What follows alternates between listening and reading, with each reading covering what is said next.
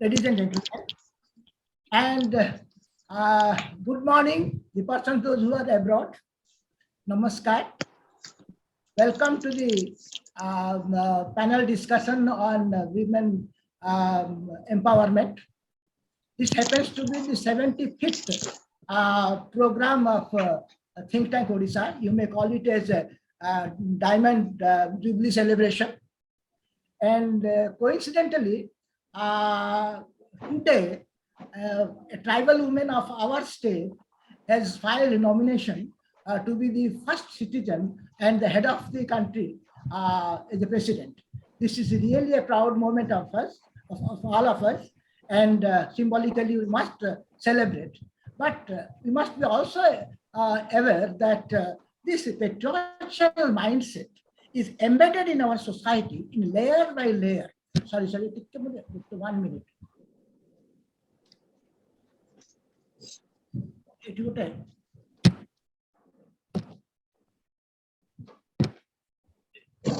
Icon टा आसुची मु ताको ये करि पारि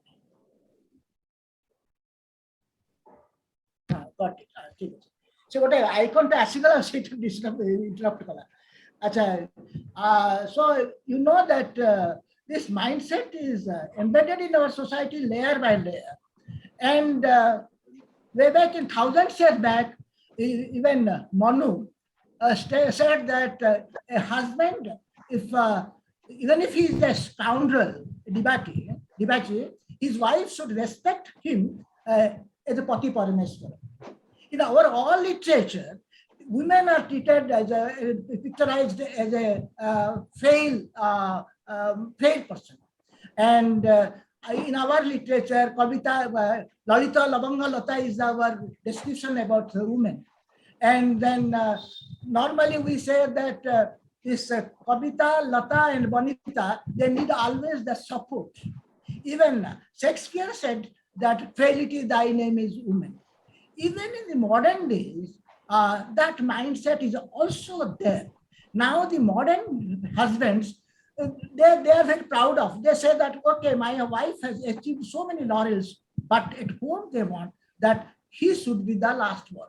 That is the reality. And they may be putting a emblem on the wall that I am the boss of the house, but I have my wife's permission to say so. This is all joke. And the reality is the boss is the real boss, husband is the real boss. This is the reality.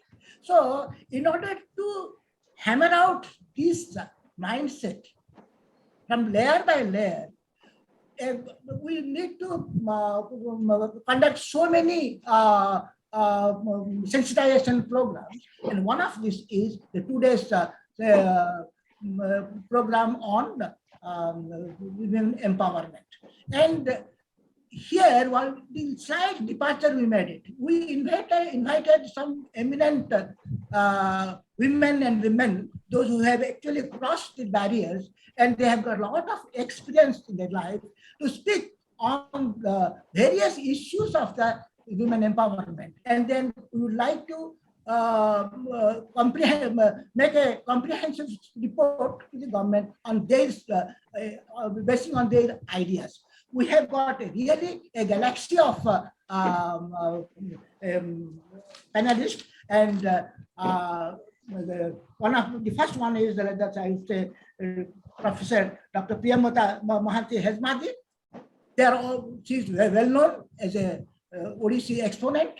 She's also a great scientist, and for which she was awarded the Padmashree. She is Padmashree Priyambada Mohanty Hejmadi, and then she was also Vice Chancellor of Sambalpur University.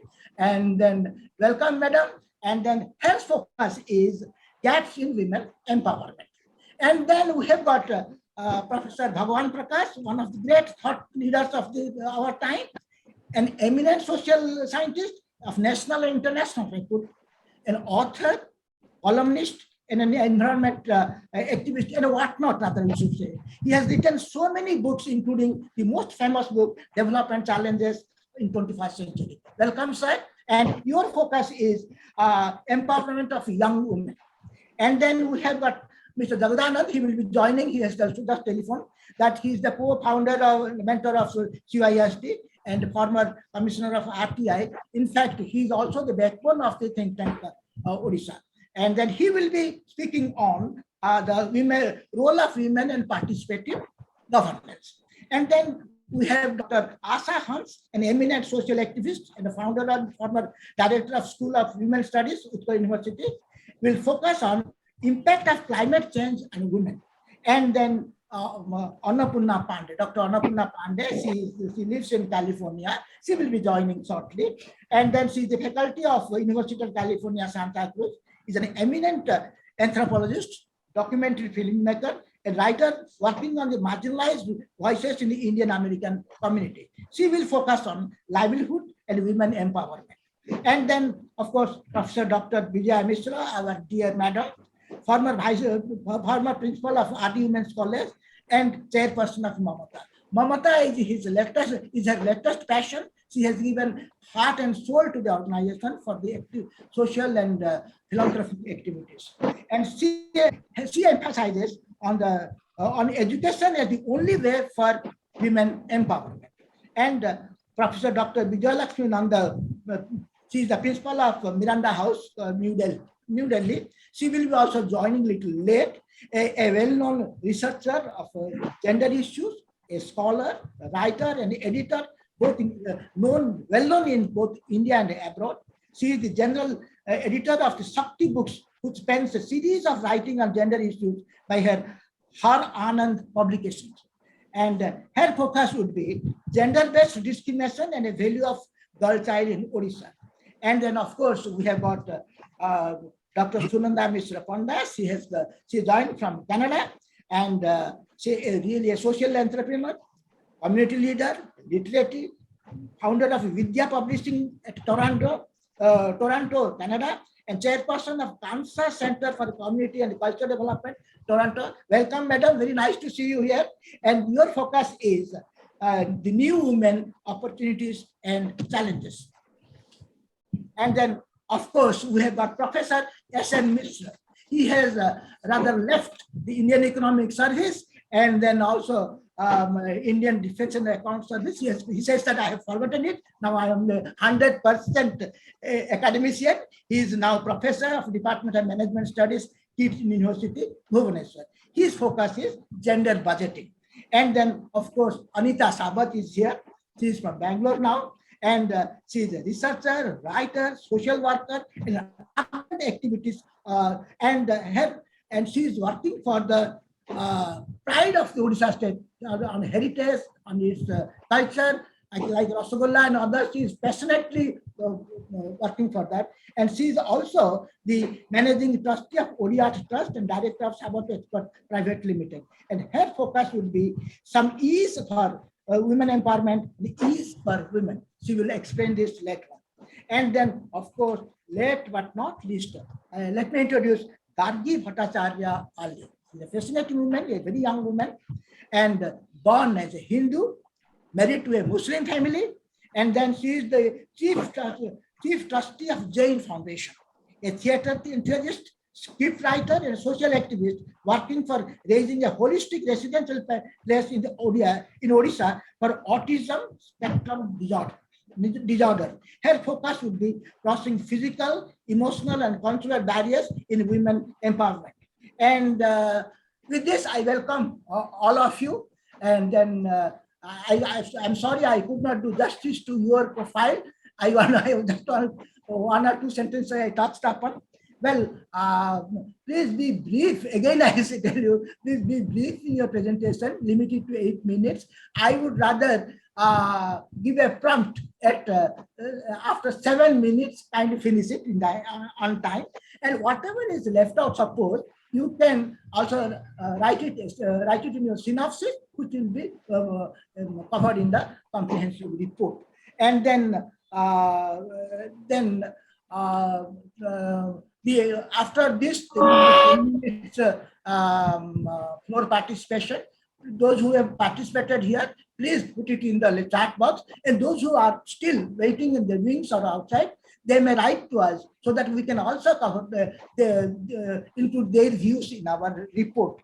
And then today, Dhiren Kumar Rai, our president, was to preside over the meeting, but he is too sick to attend here. So in his place, we have got Vivek Patnaik, the founding member of think tank, the mentor, the guide, friend, philosopher of think tank Odisha, and to preside over this and also moderate the whole proceedings. Sir, welcome, sir, and then please take over this floor to us. And then I think the vote of thanks will be given by our Saroj Mohanty.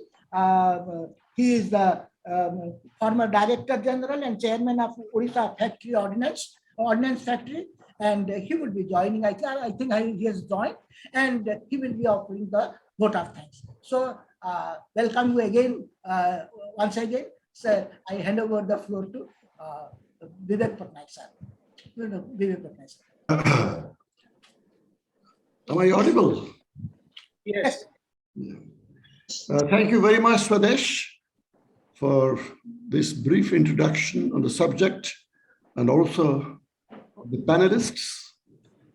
As a moderator, I wish to state that in view of the time difference between North America and India, and paucity of time, each panelist may keep to time limit assigned in the agenda. Question answer session will be limited to putting questions in the chat box, and the panelists may write their answers in the chat box. And in addition, participants are welcome to offer their views and comments. This is the first part of the expression of views on this very important subject. Second part will follow after a few weeks. All these views, including written notes, will be conveyed to the appropriate department, agencies, and commissions of the government of Odisha and India. In particular, it will be sent to the Chief Minister of Odisha, who had explicitly requested for suggestions and views on empowering of women. I will request everybody to put it on the mute board. Only exceptions are Swadesh and myself, because I'm moderating the session. Swadesh is the convener. Because if you don't put it in the mute, there will be background noise, which is avoidable. Having said so, now already Swadesh has introduced various panelists. I will first request Dr. Priyambada Mohanty Hejmadi to speak. The focus is, of course, on gap in women empowerment. Madam. Thank you very much. It's actually gaps in women's empowerment. Am I audible? Yes. Am I audible? Okay. Greetings to one and all. It's a privilege to participate in this panel discussion on women empowerment with many experts and with Sri Vivek Patnaik as the moderator. Women's empowerment or female empowerment may be defined in several ways, including accepting women's viewpoints or making an effort to seek them, raising the status of women through education, awareness, literacy, and training.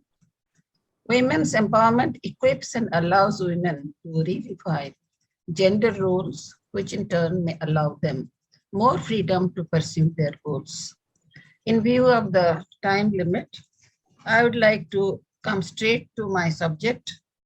The participants in this discussion are from diverse fields and will discuss on a variety of subjects.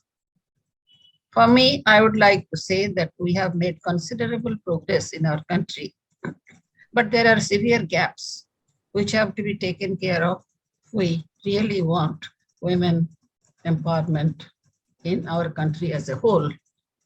I would like to draw your attention to some of the gaps with examples from our own society as I see them. Many of you will remember an incident of the case of Fanos Kunji from Bangamunda village in Western Odisha, who in the 1980s sold her teenage sister-in-law Banita to an old man for rupees 100. This became international news relating to the poverty in Odisha. I remember many of the media people zeroed in on Bangamundu just to get the story. I had, like others, felt sorry for Banita. About 10-15 years later, I heard her interview in AIR, All India Radio. When asked about her reaction to the incident, I was shocked to hear her say, "Sir, mo bhari khushi hai jayte." When asked to explain, her answer was, "Until then, I could get a full meal every 4-5 days. But when I was sold, I was assured of a meal every day. I couldn't sleep that night because I realized that due to acute poverty, Banita had no other emotion except hunger in her brain. The rest have been wiped out. She belongs to what is known as the brain dead women. We have quite a few of these in our country and especially in Odisha. Another example is about the different barriers that underprivileged girls face, making it more difficult for them to join the mainstream and empowerment in society. About 10 years back, another Banita, a teenager from Barampur, was in the news. She was a meritorious student and had been promoted to the next class. When the school reopened, she asked her father for 100 rupees for buying a pen and a notebook. Her father, a laborer, informed her that he cannot afford it. A proud girl, Banita opted for suicide rather than face the embarrassment in the class. The problem of an underprivileged girl in our own society. I was surprised that her teachers, classmates, and even neighbors did not notice her stark poverty and came out to help. Thus, some methods have to be developed for assuring a dignified way to survive and for the underprivileged girls in our society. Now I'm coming to what I call the missing women. I have included two groups in them. First, we are familiar with all the raids which are being conducted on sex determining labs, indicative of the still dominant mentality against the girl child before they are born in pursuit of a male child. Nobel laureate Amartya Sen and others have expressed their concern about these missing girls. The second one belongs to the real empowerment, which enables women to participate in the decision-making bodies. Women empowerment can be measured through the gender empowerment measure, which calculates women's participation in a given nation, both politically and economically. GEM is calculated by tracking the share of seats in the parliament held by women, of female legislators, senior officials, managers, female professionals, and technical workers. I would like to inform you that in this rank, we fare poorly in this GEM estimate. Methods have been suggested to create affirmative action policies that have a quota for the number of women in policy making and parliament positions. As of 2017, the global average of women who hold lower and single house parliament positions is just 23.6%. Further recommendations have been to increase women's ability to run for office with a fair chance of being elected. While we are celebrating Azadi Ka Amrit Mahotsav now, we are still deliberating on the quotas for women, but cannot agree on an uniform one. In relation to our population, very few are opting for politics in our country. In the last few decades, there has been a dramatic rise in the presence of women in top levels in other countries. With effective affirmative action, women are well integrated in higher positions. When I went to US for the higher studies in the 1960s, there were hardly any women in top positions. With women's emancipation and affirmative actions, we have seen Hillary Clinton standing against Barack Obama for presidency. And now Kamala Harris is not only the vice president, but is also acting president at times. With these words, I have tried to identify some areas. Thank you, madam. Okay, one just last is the society. At the end, I would like to quote a statement by Nobel laureate Günter Grass. When we are going to our 21st century, he was asked,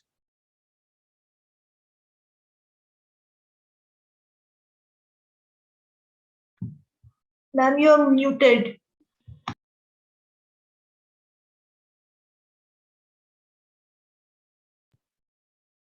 Madam, you are muted. Good, why?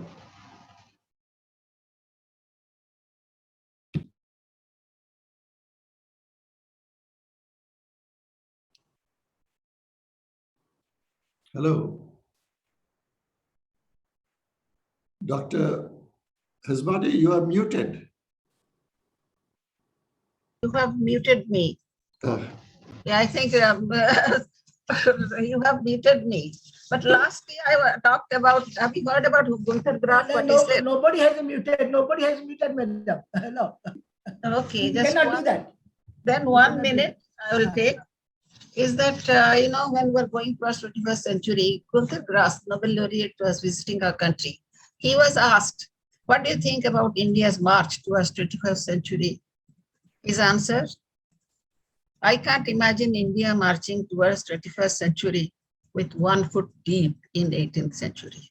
I think women empowerment is equal. I think what Günter Grass was taking about. We are marching in one to 21st and the other were still 18th century just to be taken care of. In these words, I end my presentation and thank the organizers for giving me this opportunity. Thank you very much, Madam Hejmadi. I will now request Professor Dr. Annapurna Pandey. She's from United States. Welcome, Mrs. Pandey.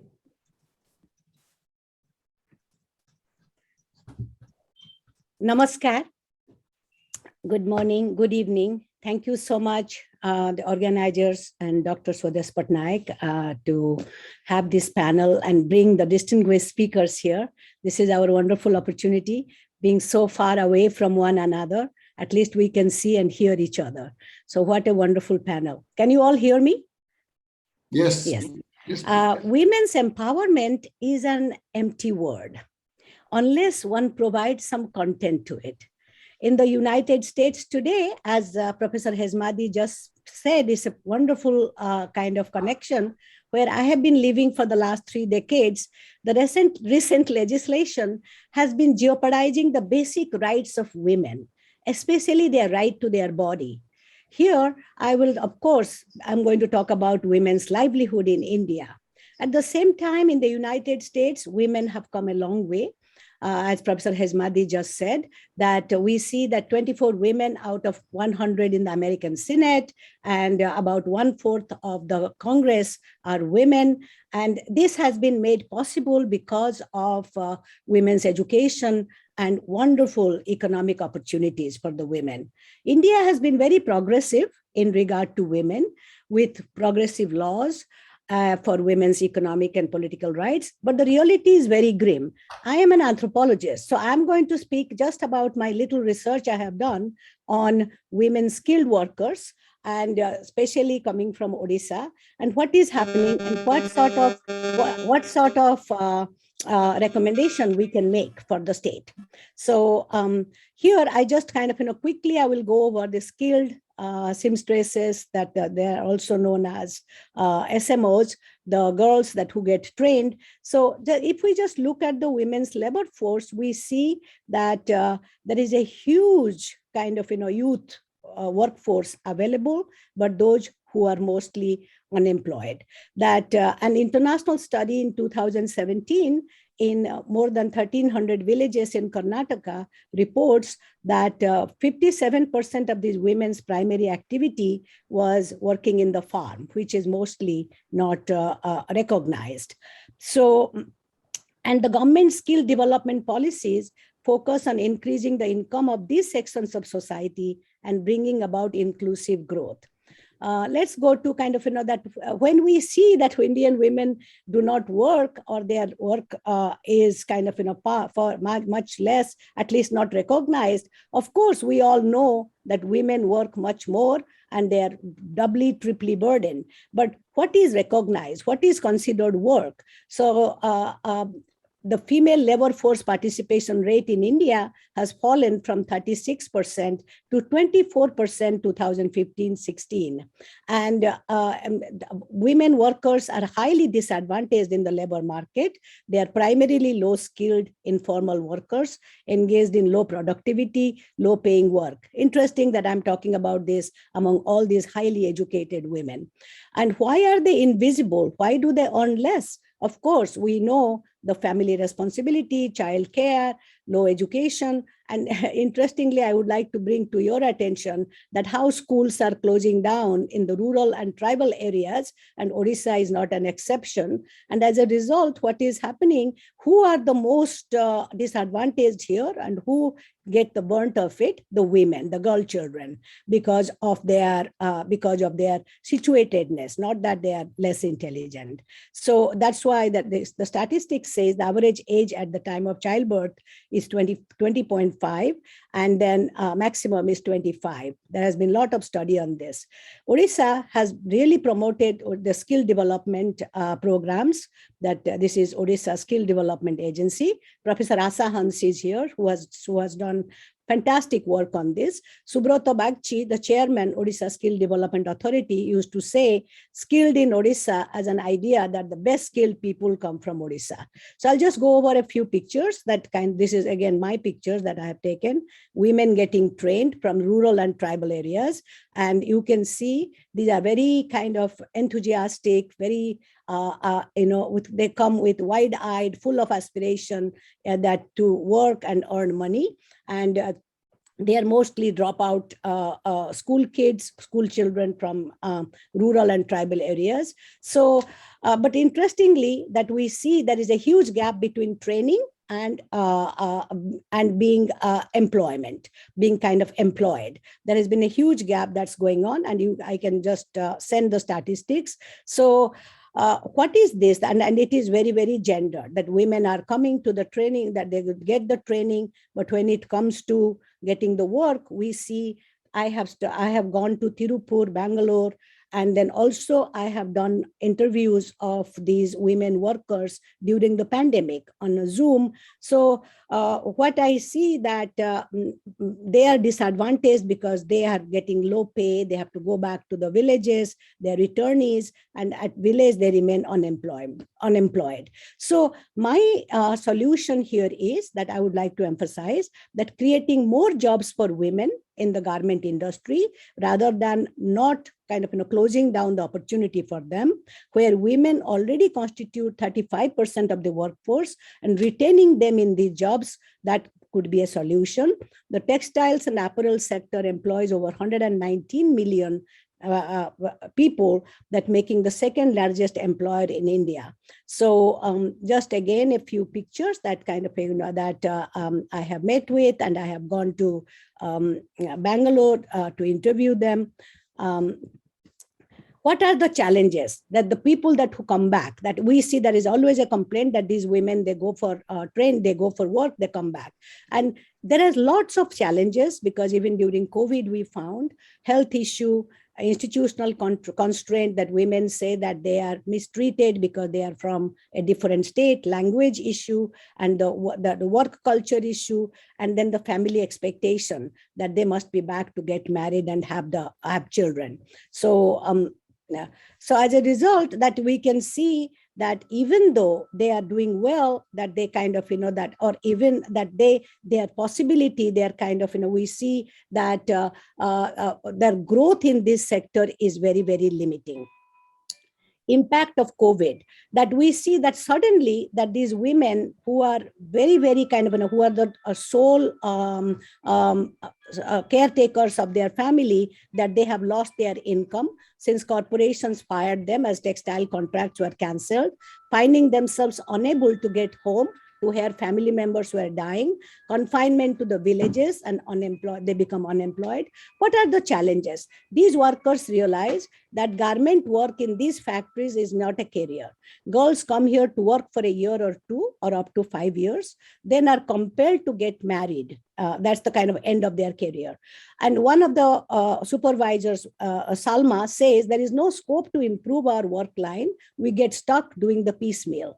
There is no opportunity to climb up the ladder, even becoming a supervisor. Now, each of these girls has at least 3 years of experience, but is doing the same job. Mo Kameluni, after so many years of human resource job, Salma says, I have specialization and expertise, but not even offered a higher position, no transferable skill, no opportunity to improve their skill. And even after so many years of work, they just don't find any way out to climb the ladder. Our Odisha girls have no opportunity. When they asked me, Madam, how can you help us? I was totally tongue-tied. So how to retain these workers? The role of the employers is not just skilling and employing people, but also retaining workers. So I've come up with some recommendations and way forwards. For example, what the state can do that definitely kind of identifying that the database management of these migrating women. CYST is doing fantastic work. Jagdanand Babu, I'm so proud, so happy. I'm following your reports. So and then also you are doing training for the violence against women, and also how to reskill and how to give them jobs in the villages, and keeping track of these women records. That is fantastic what CYST is doing, like among other organizations. But what the state can do, that maybe a kind of, that database management, working with CYST, like other organizations. And most important, I would say that we have found that these girls who have this education between 9th and 12th grade, their job opportunity is very bleak. They are kind of climbing up the ladder. So it's very important, because there has been a lot in theory that we need to educate these girls even on the job. But when I visited, hardly there is any opportunity for these women. When they are working 8 to 12 hours, they come home, eat rice and aloo, and then absolutely they do not have time, they don't have money to for self-growth, self-improvement. So if there can be some provision for education and vocational training, and I would say that conditional support as incentives for parents to send their children, implementation and monitoring strategy of the MG and REG, and modification in the wage structure in parity with the market price index. Thank you so much for listening to me. Thank you very much, Madam, for this excellent presentation. Well, everybody has taken note of it, and certainly this will be a part of the report that will be submitted to various agencies. Thank you very much, Madam. Speaking from all the way from California is quite a challenge, you see. Now, I request Dr. Bhagavan Prakash. Everybody knows Dr. Bhagavan Prakash. He needs no introduction, and Swadesh has already introduced him very adequately. Dr. Bhagavan Prakash, floor is yours.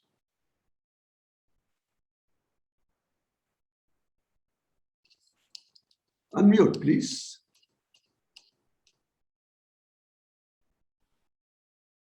Am I audible now? Yes, yes. I'm audible. Yes. Yes, please go ahead. I have been listening to very, very enlightened talks by the distinguished participants. Thank you so much. The doubly thankful to Swadesh Patnaik for facilitating this interaction, because I could now see many very, very well-known intimate faces in front of me. So my greetings to all of you. This is a subject which was very close to my heart, and I have been dealing with this for quite a long time. Empowerment is one idea which was did not have a place in the English dictionary 100 years ago. So it was only in the 20th century that this word came into use, and in the development context. Madam Hejmadi has already defined empowerment. I would just supplement to what she has already said, and also in supplement to Anu's presentation, brilliant presentation, full of facts and figures and ideas. When we talk about the young women particularly, so empowerment would mean creating and supporting enabling conditions. So to create enabling conditions and supporting structures, if we want to actually empower the young women. Because we young women, very recently I was going through the National Family Health Survey reports. And in this report, you find there are many very disturbing facts which has come out, including one about the child marriage, adolescent marriages, marriages before 19 years. So that is the one, and we have to see and judge this fact in a revised context, because very recently Government of India has taken a decision to raise the marriageable age of the girls from 18 to 21. So that is a decision which gives me a very mixed feeling, because the main challenge will be the management of the reproductive health of the girls, and voting for marriage, and its impact on poverty, the family influence, and other factors. So the second principle of empowerment, I would say, we say that somebody is empowered when he or she can create choices in her life. Because without, you are not empowered until and unless you have a large number of choices. The third point which I would like to emphasize is to be aware of the implications of those choices. And the fourth one is to make informed decisions freely and take actions based on those, on that discussion, on that decision. And the sixth one, I would say, accept responsibility. When young people make choices and make decisions, they should be also ready, they should be also trained to accept the responsibility for the consequences of that decision, for their choices. So, so these are the six things about empowerment of young women, which I wanted to emphasize. Now, coming back to the empowerment concept of idea of empowerment, friends, you might have already noticed that this word was this concept, this term was very popular in the 20th century. It was being in the development circle. There were debates about its empowerment, about youth participation, about the felt need of the people, about the planning, and about the development dimension of various programs and practices. So there was a big debate when the United Nations came out with came out with the Human Development Index, HDI.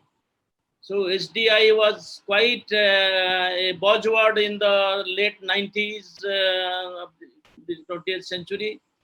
And many people, many organizations, so they came forward to define from their own side. They wanted to define and redefine about the development, although United Nations stuck to its own definition that it's had 4 parameters. It spoke about the productivity, about the equity, about the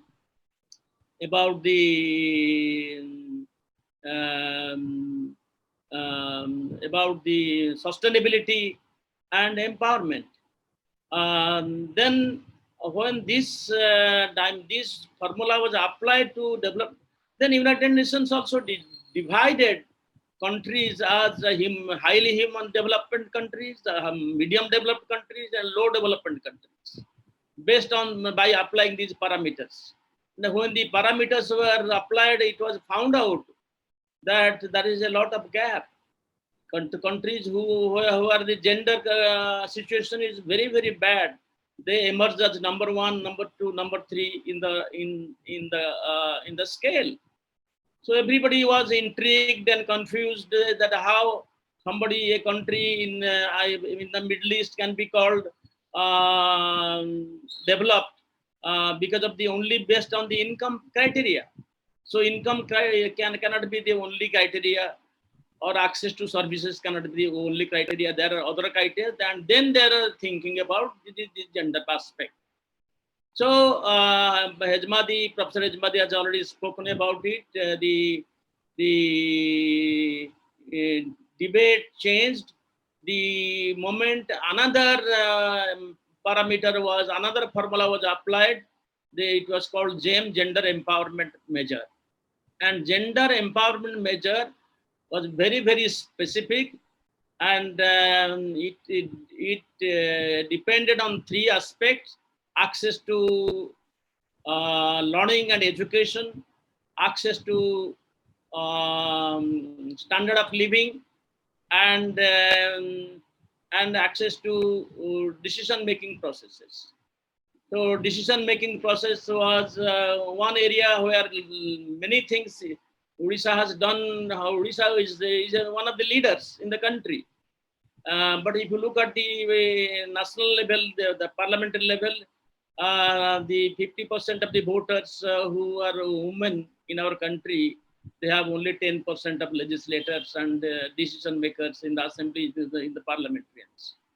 So this anomaly was rectified by applying the gender empowerment measure. But one big development which took place not only one, but several. In 1994, there was a big conference in Cairo, the World Development World Population 7 minutes already done. World Conference on Population and Development. And in this conference, very strangely and surprisingly and shockingly, the many women, they wanted this, they demanded for the reproductive freedom, freedom of the womb. This was repeated in Beijing World Congress also, World Congress on Women. So various world conferences, world congresses, they prepared a number of working agenda. I would just read out some of them, based on which in Odisha we can think of how our program can be a long-term successful program. Number 1, we need in development in 12 critical areas. The one is women in poverty. So that is a very important area. Second one is education and training of women, what we can do. The third one is the women's health and adolescent marriage is another area. Violence against women is a very, very important area, because this incident is happening, is now increasing day by day in the state. And per 1 lakh population, there are 113 cases of violence against women. Then women in armed conflict, particularly in the Maoist infected areas, their conditions, how we can help them. Women in economy, the inequalities, how we can address inequalities, how we can address the unequal income distribution. Then women in power and decision making, I have already stated that how women have been denied, although in Odisha, situation is much, much better. But then institutional mechanism, also we have to find out, we have to establish for advancement of women, what are those. Our job is not done only by establishing women's national women's or state women's commission. So women in media, their image in Indian media, in Odisha media also need to be improved, and we must have to find out what we have to do.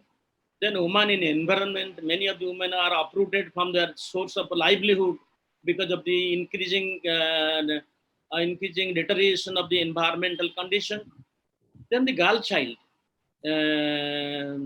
After the inception, after the discovery of the contraceptives, invention of the contraceptives in 1960, the sexual freedom is provided to women, and the free-wheeling sexual activity which it facilitated, that also has created a lot of problems, and including HIV/AIDS.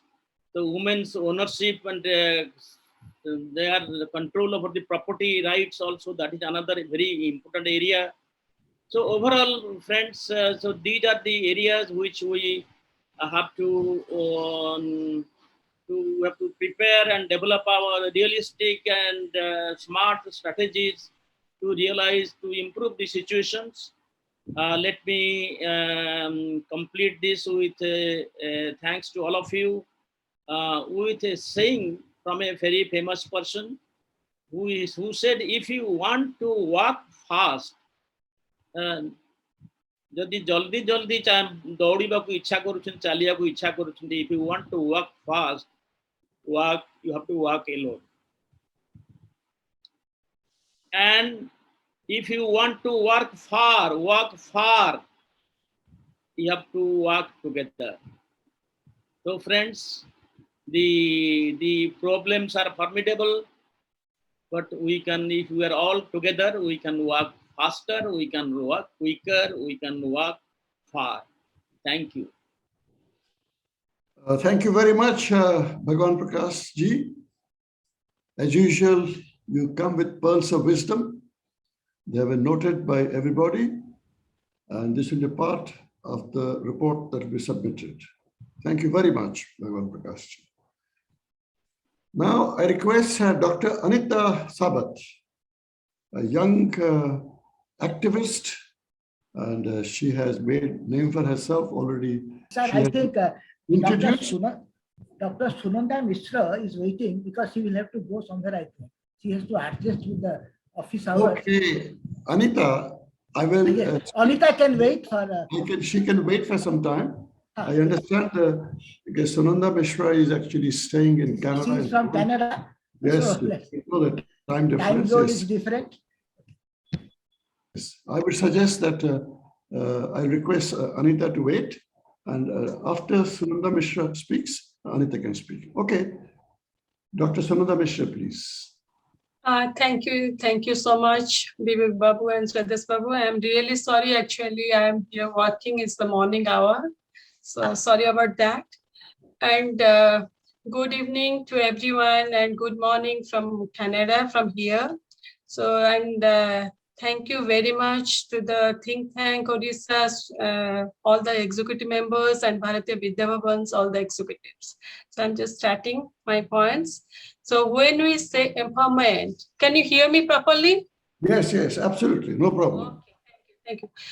When we say empowerment, we describe it as the process of becoming stronger and taking the steps to embrace and execute one's autonomy over their life decisions.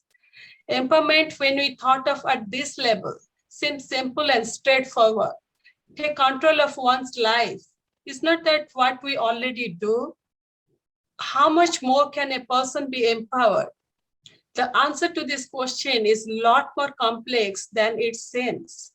The assumptions that one knows they have the ability to make autonomous decisions is a false one. Women, often seen as the weaker sex, the nurturing humans, have certain values and exceptions ingrained in them from a young age. It begins with subtle, nonsensical differences. Boys are given toys that consist of cars, soldiers, and get to play pretended games when they hunt imaginary creatures. Girls are gifted dolls and pretty dresses, immediately cast in a role of the perfect mother at the tender age of 4 or 5. This seemingly innocent difference creates a huge difference between the two sexes. Suddenly, neither can go into the space of others. Girls cannot play with a toy cars. Boys cannot play with dolls. It begins so faster, growing into the reality where many men enter adulthood with a certain assumptions of women perpetually being weaker, softer, motherly. Feminism and the women empowerment movement has taken long strides to get to where it is today. For every woman in current position of power, there were the first few women who faced constant, insistent ridicule and hardship. When we tell our daughters to achieve their dreams, we ask them to also be realistic about their goals. However, there are steps we can ask, no demand. Our own society takes for women to never have to consider the lives of those first few women. As with many things in life, the vital first step to achieving empowerment is ensuring there are equal educational opportunities, placing importance of providing both women and men with the same high standard of education instills a sense of confidence and self-assurance that many women will deeply appreciate. Being given equivalent extracurricular and work volunteer opportunities will let women gain experience in various fields that have the tools to decide what they would like to pursue in their future. Aside from education, there is plenty of empowerment opportunities that take place within homes. Young girls are often seen held to different standards than their male brothers or cousins. A widely applicable example would be the role of women or girls versus their male counterparts when a guest arrives at their home. The women are accepted to serve refreshments and play host while the men entertain. Why is this so? Why can't the duties be split appropriately? Perhaps for once, the son would like to make tea while the daughter discusses politics. Ensuring your own home is a safe, empowering space is no easy feat. We all have traditional values drilled into us from our childhood. However, it is our duty to understand what dreams as untraditional as harmful and have the strength and courage to cast it out.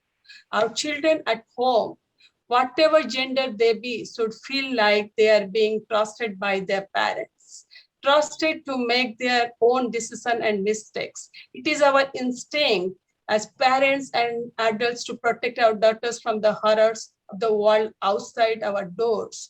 However, protection is a sideline away from an overprotection, which only leads to all sorts of problems. Asking a person to be confident in themselves and their strengths is much more easily said than done. People either fake their confidence or genuinely believe in themselves. Obviously, we prefer the latter group when it comes to empowerment, but this is not an easy feat if the ones seeking empowerment are not familiar with safe, trusting spaces. If a person is constantly sealed and has their decisions made for them, how will they fare when they must face the real world? What skills will they believe they have? Actively encouraging women to make decisions from a young age is a way to build that confidence that in turn will ignite an inner passion as they grow older. Additionally, it is important to create opportunities for women to be able to earn their livelihood and be financially independent. Stressing the significance of being financially stable and independent should also be fully normalized in our society, highlighting the existence and harm of the glass ceiling and breaking the barrier is necessary more than ever. Women entrepreneurs are prominent in various countries, with many women of Indian origin celebrating success in this position. What is stopping us from celebrating our own entrepreneurs? In my experience, I have witnessed many groups of people in certain places that shows a clear preference for girls over boys. But some pregnancies are intentionally aborted after finding the sex of the fetus of the female. Sometimes this is done willingly, and other times the family of the pregnant woman forces her to do so. If they refuse to abort, their extended family may wreak havoc. Ultimately, women empowerment is not an impossible concept. We have the tools accessible to us. We just need to actively broaden our horizons and open our minds. We can place the blame on girls and women who have never been offered any alternative to their timid lifestyle at this moment. All acts ask for strength, and we must collectively begin to unlearn harmful ideologies and strive to integrate empowering ones. Thank you so much, and I'm congratulating all the panelists today and all the organizers and everyone who is present over here. Thank you. Namaskar. Jai Jagan. Thank you very much, Dr. Sananda Mishra Panda. It was my mistake that I overshot your name and came to Anita. Thank you very much for excellent points of view that you have presented. They'll be all recorded. Well, now the next person on the list is Anita. Well, she has been already introduced by Swadesh. I need not have to introduce her. She's a young and brilliant entrepreneur. I think she will give her views. Anita. Dr. Anita Sadat. Jai Shri Jagannath. Thank you so much for this wonderful opportunity offered by Think Tank and Bharatiya Vidya Bhavan. Thanks a lot to Shri Vivek Patnaik for referring my name and to Shri Swadesh Patnaik for facilitating this. I have a small presentation in which I want to show about the ease of women empowerment. So you can see my presentation on the screen. When we talk about ease, empowerment also starts with the word, with the letter E. So the word empower means to give someone the authority or power to do something, to make someone stronger, more confident, control their life and rights. So when we talk of empowerment, we are talking about power, right, authority, more freedom, official legal authority, freedom, which we already have in our mythology as well as in Odia culture, in our festivals, in our worship. We find all the goddesses. We accord great respect to them, whether it is Ma Durga or Ma Lakshmi. We celebrate Durga Puja with great pomp and grandeur. We have the Manavasa Gurubara. Then we have Ma Saraswati, whom we worship, and of course Sabitri Vrata, in which she was empowered enough to get her husband back from the jaws of death. So I believe let every woman have the goddess DNA. So what is that? We need all the qualities which the goddesses have: strength, wealth, knowledge, skills, prosperity, the can-do, confident spirit. So for that, aren't women empowered enough like goddesses? Don't they have Dashabhuja in 10 arms? They do so much work whether at home or outside. And still we say that women aren't contributing, women aren't doing anything for the country. But all women are working. It's only that a few get paid. So all these are, you can see on the screen, the works that women do.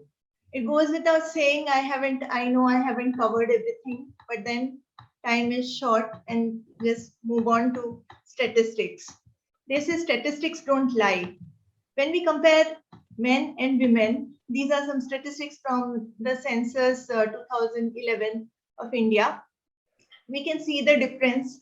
Left side is a male and right side is a female.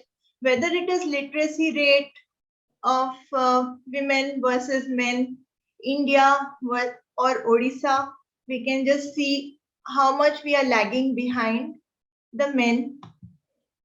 And when we see the working population of men in India versus that of women in India, we can see that it is more than like 50% we are lagging, right? So we need more people have to come into the workforce. But then again, as I said, already women are working, but their contribution isn't taken. In Odisha, the working population of women is 27.16%, whereas that of men is 56.11%. So these numbers we need to improve, and that can happen with empowerment. So these are some of the E's for women empowerment. Last month I was invited by Sahitya Academy as well as the KISS University to give a talk on women education and contribution of Madhu Babu for that. I have just extrapolated some extra points because education is the foundation for anything, whether it is empowerment or all.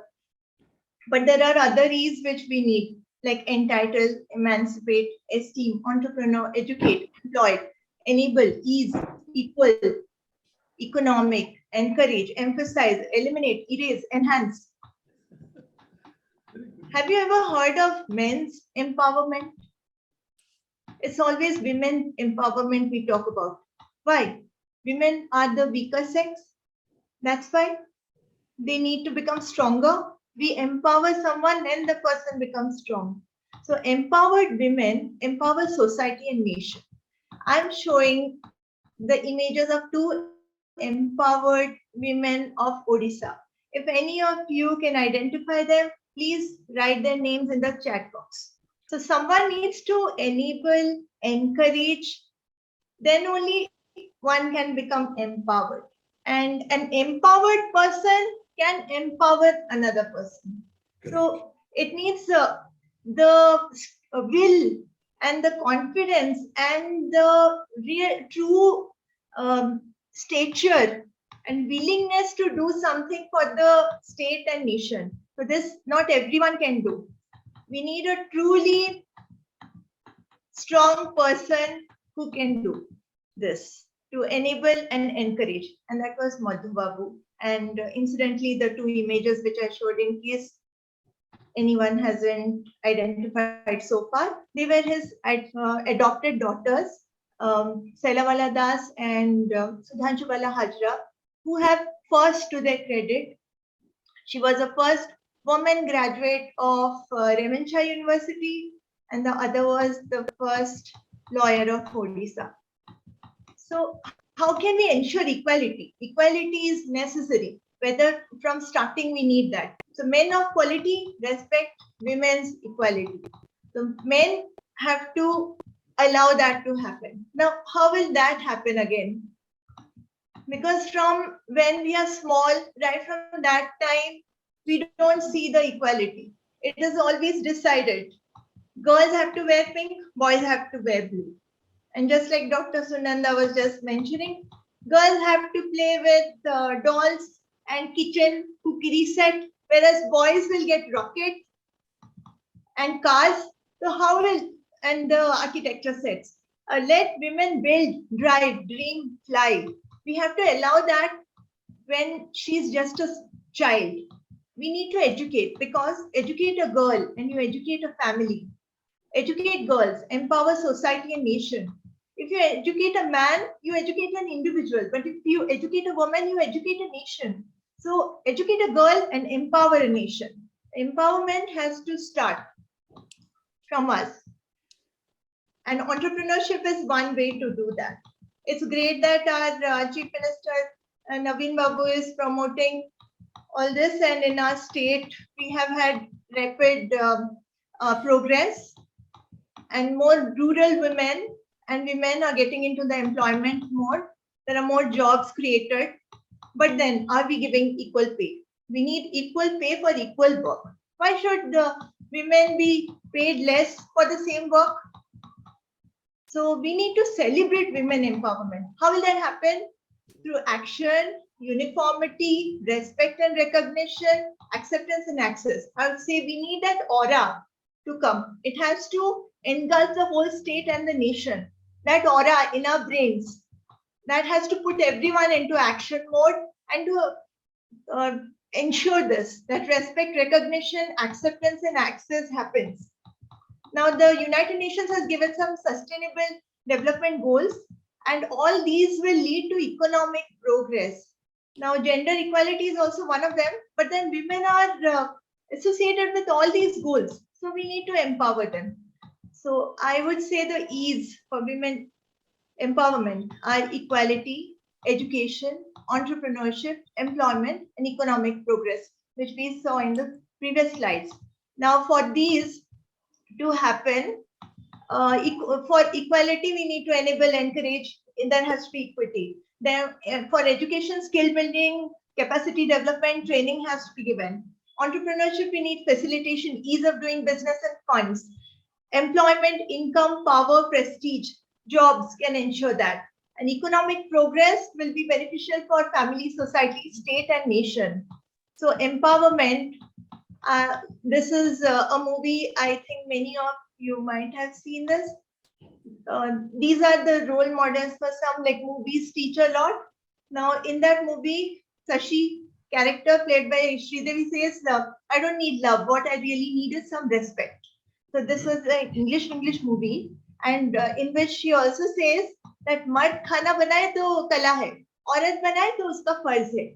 So that cooking, that shouldn't be just a woman's job. And in that movie, she plays an entrepreneur because she has a laddu business.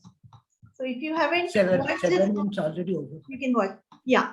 So the next one is the Queen movie, in which she gets empowered after an incident happens. I think many of you have watched it. I don't need to see more. And recently we have a super example. Murmu Madam is a presidential candidate. It's a matter of great pride for us. That's for women empowerment. So we need to impart values culture. Charity begins at home. Respect everyone, be responsible, ensure safety and security. May every woman be empowered to walk and live with a head held high and without fear. May every woman walk and live nirbhaya. That will be true empowerment. Thank you very much. And I would like to say another example which is going to be celebrated next month. For the last day of Rath Yatra is the Rasgulla Divas, which is the Niladri Vijay. In that, Mahaprabhu Sri Jagannath also has to please his wife. When Mahaprabhu can do that, then everyone can also empower women and allow what they want to happen. Thank you so much for this opportunity. Jai Shri Jagannath. Thank you very much, Dr. Anita Sabat. This was a very novel way of making presentation. Congratulations. Now, I will request Mrs. Gargi Bhattacharya. She has entered the meeting, and her focus is on the crossing physical and emotional, cultural barriers in women empowerment. The floor is yours, Dr. Gargi Bhattacharya Ali. Thank you very much. Namaskar. I would first like to thank Mr. Swadesh Patnaik. He thought I was I had something to bring to the table at a very august and literate gathering like this. Um, I will try to make you proud, Swadesh uncle, but I need to tell all of you that I'm going to speak with a very naked mind. My life has been very different, and I've been hands-on job with everything that has come my way, and I nourish a lot of pride in doing so. So today, I want to speak about mothers who have lost their careers because of bringing up special children. So they have crossed barriers which were emotionally trying, which were socially and culturally very, very testing. So at this glorious age of 50, I had two children. I lost one when he was 15. The second one has a condition called autism. So along my life, I had to change my career many times. I began as a filmmaker. I was a theater enthusiast. I'm sorry, I'm using I so many times. I cannot find a substitute. So after that, I had to get into documentation, which I had to do with the children around. And sure enough, 7 years ago, when I lost my first child, I thought it was time to really stop working for myself and do something for the community of parents who have special children. And the constant worry that they have is, what do the children do after the parent cease to be? And most of the time, I see that the mothers, are burnt out more than the father. Nowadays, it's almost like a fad when people talk about women empowerment. It's like having a Father's Day. Suddenly out of the blue, you have Father's Day. Suddenly out of the blue, you have women empowerment. Women have always been empowered. I mean, they've been worshipped, and they are the beginning of every culture, every civilization. They are the germ of strength and everything else. I'm not going to talk about women empowerment. I'm just going to talk about our patriarchal society, which gives a lot of preference to men who become decision makers in administration, in your daily lives.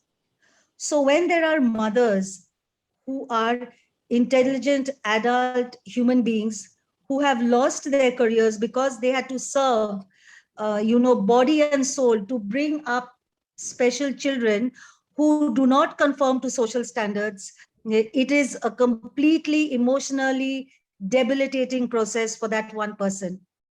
And while she does this job, she also makes sure that the rest of the family are not getting burnt in the process. She bears the brunt of it. So what she does is, what she knows she does in her heart is, she protects everybody else from bearing the batter of bringing up special children. Presently, in the last few years, after I lost my first child, I am concentrating on raising a holistic residential place for those with autism. I would also like to bring in people with mental retardation and those with severe handicaps and disability. And to realize this, I am dealing with adults and adolescents with autism mainly. A very important thing of doing this is making sure that the mother is released, of so many years of complete worship to that one person she is trying to raise and integrate into the social fabric. I would really need the administration to come up with something where the mothers are given opportunities to go back to their careers. While the Zen Foundation, which I have, which we have named after our first child, Zain Foundation would take care of their special children so that the mothers can go and get empowered and chase their dreams, which they would realize much later on in their lives. But that would be, I would consider it real service. And empowering somebody, empowering these kind of women who have gone through this burn and batter is really fulfilling, because at your moment of difficulty, you try to help somebody else. So there comes a time in life where one begins to believe that if I am sick, I am unable to pray, I will approach a doctor. I'm a Hindu, I'm married to a Muslim man, I have been raised in a Catholic environment. I have a child who cannot tell you his name and who obviously does not know what his religion is. So today I am completely free of everything that binds anybody very strongly to culture and society. I would prefer to be completely in a mode where true service is given, from the core of your heart. And, it is successful. It is successful only when people you are walking with realize what you're trying to do, and they help you to walk, and they help you to realize their effort. And there is no agenda in this, but to give peace to those who are suffering, peace to those who could have enjoyed, adulation like the rest of you, but are not able to because they are mothering people who need their attention all the time. So I would use this wonderful platform to really request all of you, you all are so senior, you all are so well accomplished, to give a chance to any women who have, been unable to to chase their dreams and are trying to begin at the age of 50 or 52 or 53. They have their skills intact, but they haven't been able to move on. Thank you so much. Namaskar. Thank you very much, Dr. Gargi Bhattacharya. It is a wonderful exposition, and blended with your personal experience. Magnificent. Congratulations to you. Now, I will request Professor Dr. Asha Hans to take the floor. And she needs no introduction. It's good to be at a think tank meeting, but it's awful to come after Gargi because she speaks so well and from her heart that anything else does not seem as if it's real. But it also raises a number of questions.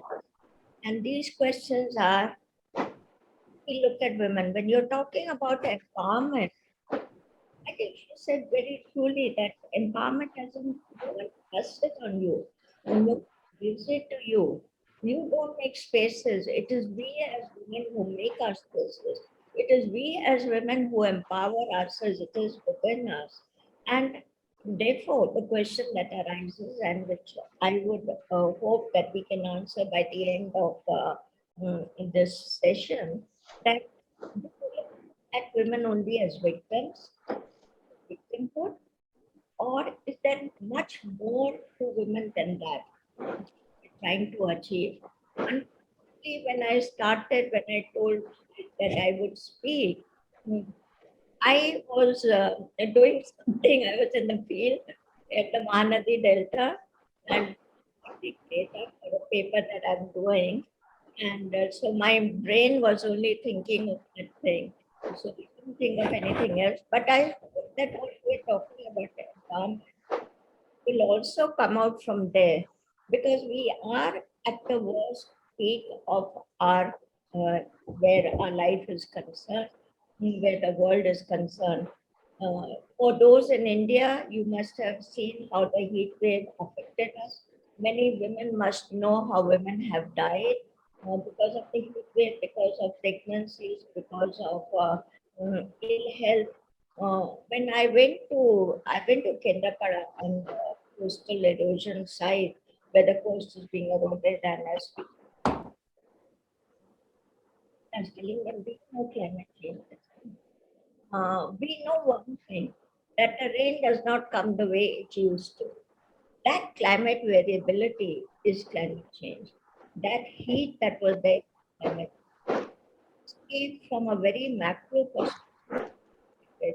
The IPCC report, which came last year and this year, a number of them, the assessment report, have projected the deterioration of climate change and increased conflict.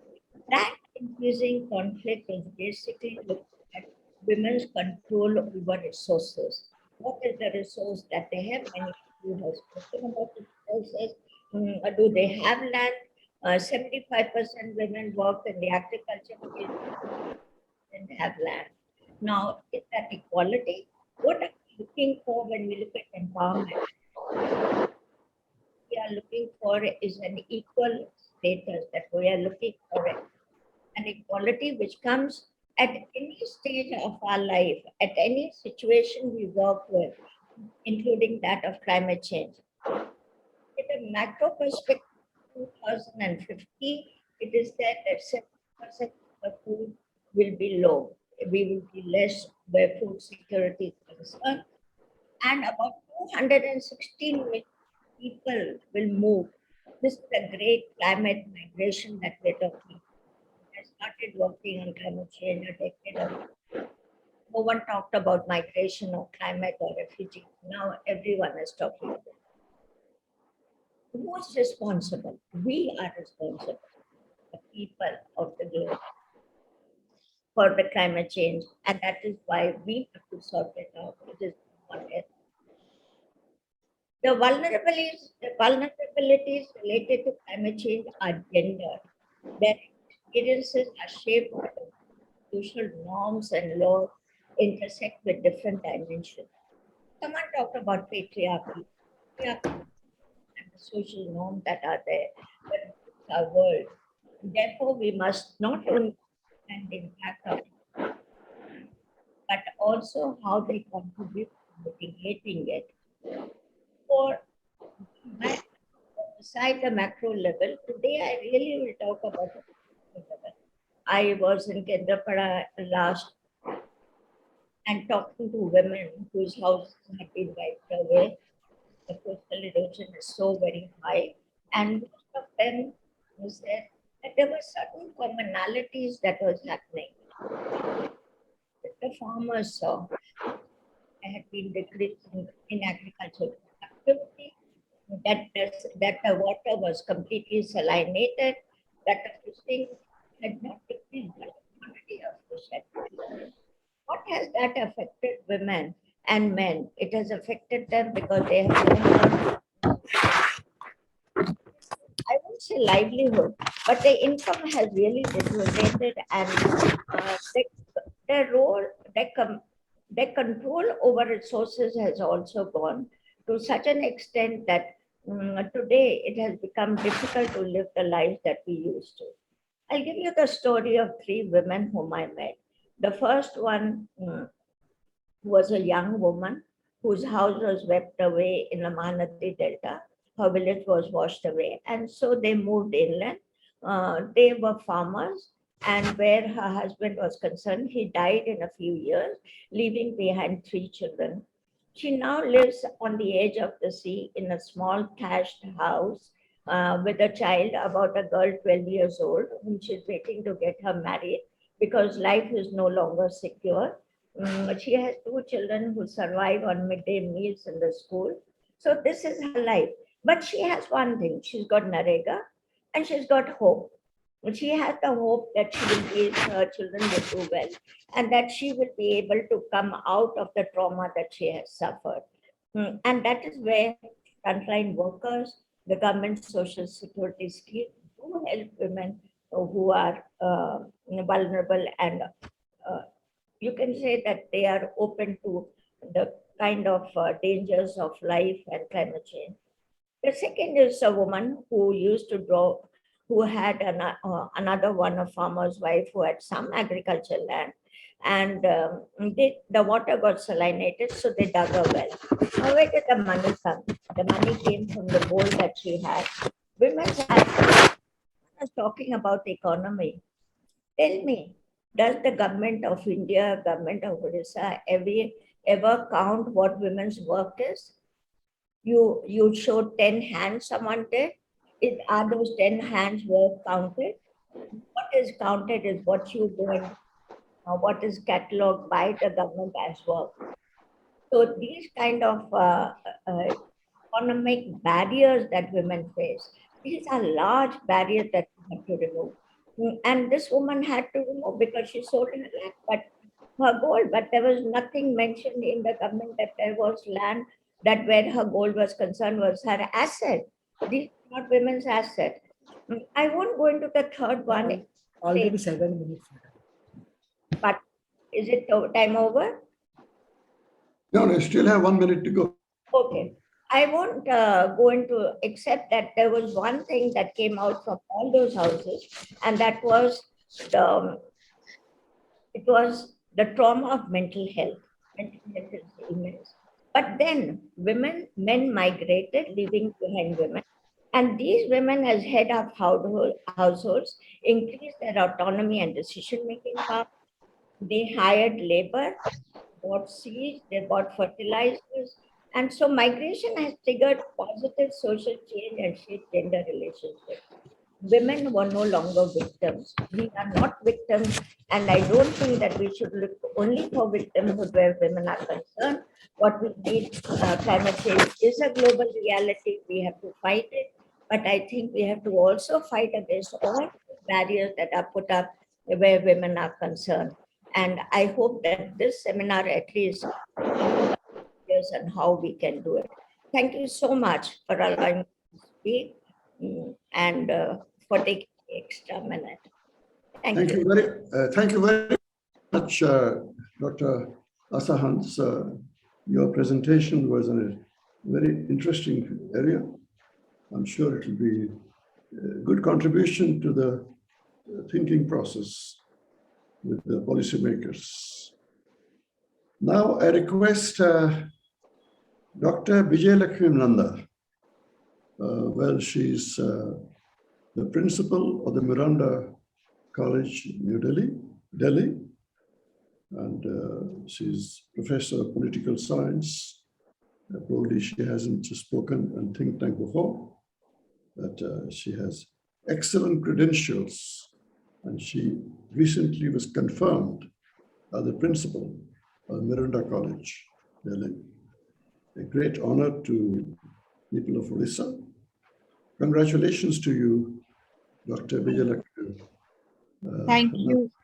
Thank you, sir. And it's indeed an honor for me to follow after Professor Hans, who has been my teacher also, and someone who has guided us in this process. So, in fact, the discussion that I will be, having today, I would be referring to one of the papers that I have contributed to Professor Hans and Amrita Patel Vidyut Mohanty's collection of articles around women reinventing development, the Odisha experience. So my little submission that will come here, and I'll try to keep it within the time frame, is going to be around that issue. So I would be deliberating on the issue of the girl child in Odisha. Now, the issue of the girl child in India has always concerned us, but every time that discussion has been there, the focus has been on the northern states. So we have talked about Punjab, we discuss about, UP, Rajasthan, but somehow Odisha has always been at the fringes of this discussion. One of the reasons being is that this particular decline in sex ratio, which shows you how many number of girls are related to the number of boys, which is also known as the child sex ratio, that used to be, that comes from the decadal census figures. And in comparison to the Indian, the all India picture, Odisha would look relatively better. However, if you do a comparison between the sex ratio of India and Odisha between 1991 and 2011, it is an eye-opener. India's child sex ratio, which again is the sex ratio of boys to girls in the 0 to 6 age group, stood at 945.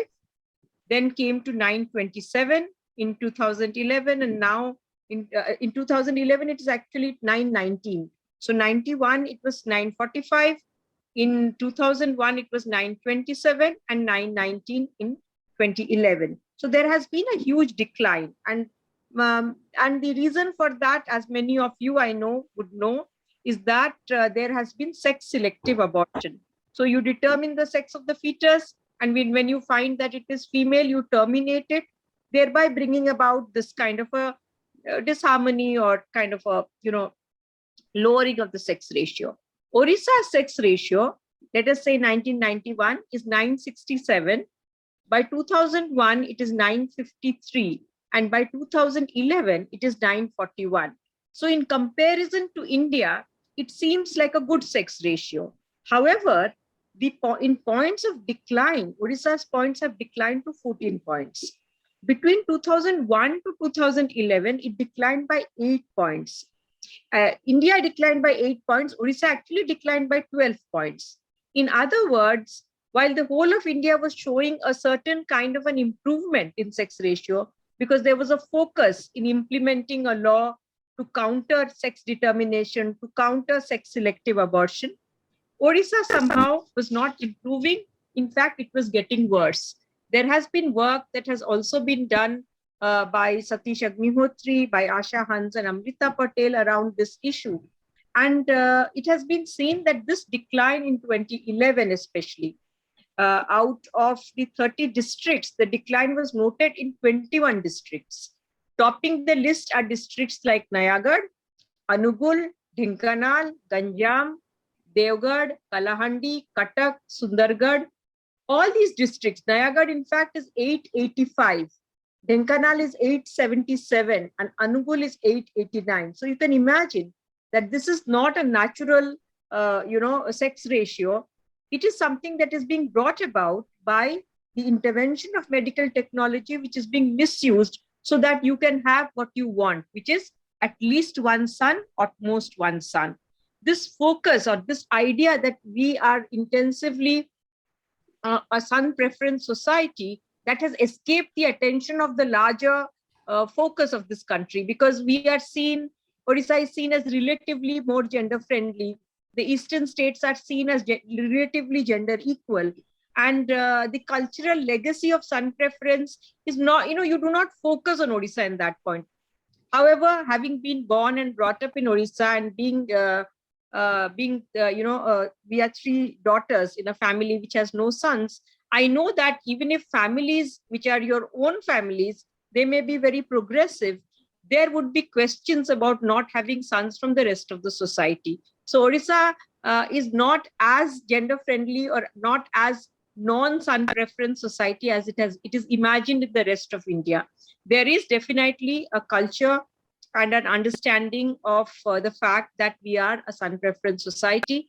And I have faced it myself, not necessarily from my own family, which is progressive, but from outside, where one is asked, so you have no brothers? Oh, how sad. So that I believe that even till today, those questions and those kinds of attitudes remain in Odisha. So this treatment and the unequal treatment of sons and daughters, or the kind of discrimination that is so subtle, continues to remain. And the other part of that, and this is why I need us to focus here, is what is the commitment of the state to counter this issue? What are the various schemes and policies that are unfurled? What is the civil society organization doing for it?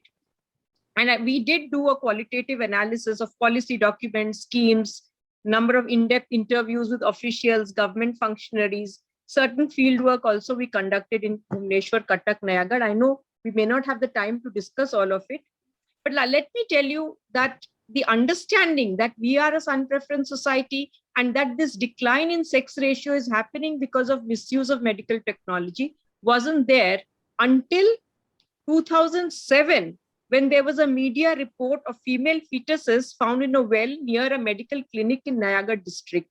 Many of you may have read that article. If you haven't, I'm sure you can find access to that on the net. And due to pressures from the media and civil society initiatives, especially Sanshrishti, which Professor Hans also was leading, there was a lot of focus and pressure on the state government. And it is at that point that the committees were appointed to implement the law against sex determination, the PCPNDT Act. Odisha, in fact, was one of the first few states to have the act, but it was never implemented. So while it started getting implemented, the focus again was never on the implementation. I mean, it was there. It was this particular news led to a lot of pressure. But the fact of the matter is that we were talking about the value of the girl child, and that was never brought to the forefront. If you come, even if for that matter, the Prime Minister Modi's program, Beti Bachao, Beti Padhao, there's a lot of focus in Haryana or in Punjab for that particular program. But in Odisha, you will not find that kind of a focus on the value of the girl child. It is missing. In fact, when I was asking a state official from the National Rural Health Mission, this is in 2007, as to what does he feel about this issue, that the girl, the female fetuses that were discovered happened because families want only sons. He said, for us, the issue of declining child sex ratio is only important because it is an issue of mortality. And we are concerned about mortality and morbidity, and we have to curb it at any cost. So for them, the idea of gender discrimination somehow was not part of the larger question. So the question of the girl child was not emerging. What was emerging is we have to stop the number of deaths, or it was always about either it was maternal mortality or it was about morbidity. So the fact that you have to enable, you have to prevent, you have to bring about an enhancement of the value of the girl child, so that wasn't there. So it was mostly maternal health or child health. And this is a concern that I think is important, and we need to talk about it. I think there are many other issues that we can bring up, but I think the other issue that I want to flag off is the state's obsession with the two-child norm, and that has had a detriment and has placed a huge burden on women and girls. We can discuss it later, and we could have a probably a larger discussion on this. And it is important that the value of the girl child has to be brought up in schools through various programs that can enhance, to nurture girl children as role models, and the media as well as the state should focus on it. So Odisha definitely is missing in enhancing this particular value. So I would like to end here. Thank you. Thank you very much, Dr. Vijayalakshminanda. It was wonderful to hear you, and particularly you focus on Odisha, and whatever you spoke will be extremely relevant. The report that we submitted to Government of Odisha, especially the Chief Minister. Thank you very much. Well, hello. Yes. Now, I request Professor S.N. Mishra. I think Professor S.N. Mishra has sent a presentation on the gender budgeting, and I had requested Mr. Swadesh Patnaik to circulate among all the participants. If he hasn't, please, he will circulate that. It will be very useful for understanding the subject. Professor S.N. Mishra is a very known person to think tank. He has a brilliant career as a civil servant, and also having worked in International Monetary Fund, and also have distinction of making presentation in various fora. Let's try to hear Dr. Satyanarayan Mishra. Dr. Mishra, please. Good evening, sir. Thank you very much for giving me this opportunity to share my thoughts on a very mundane but very relevant issue, which is gender budgeting and gender justice. Dr. Hejmadi mentioned about Professor Amartya Sen's millions of women missing, and Dr. Claassen in 2008 did mention that most of these missing women died due to unequal access to intra-household resources, nutrition, and healthcare. And this is all buttressed by two very important reports: the Gender Inequality Report, which is issued by the UNDP, and the Gender Gap Report, which was issued a few months back. and also the recent National Family and Health Services 5 report of 2019-21. This very clearly shows the trends on stunting, malnutrition, anemia amongst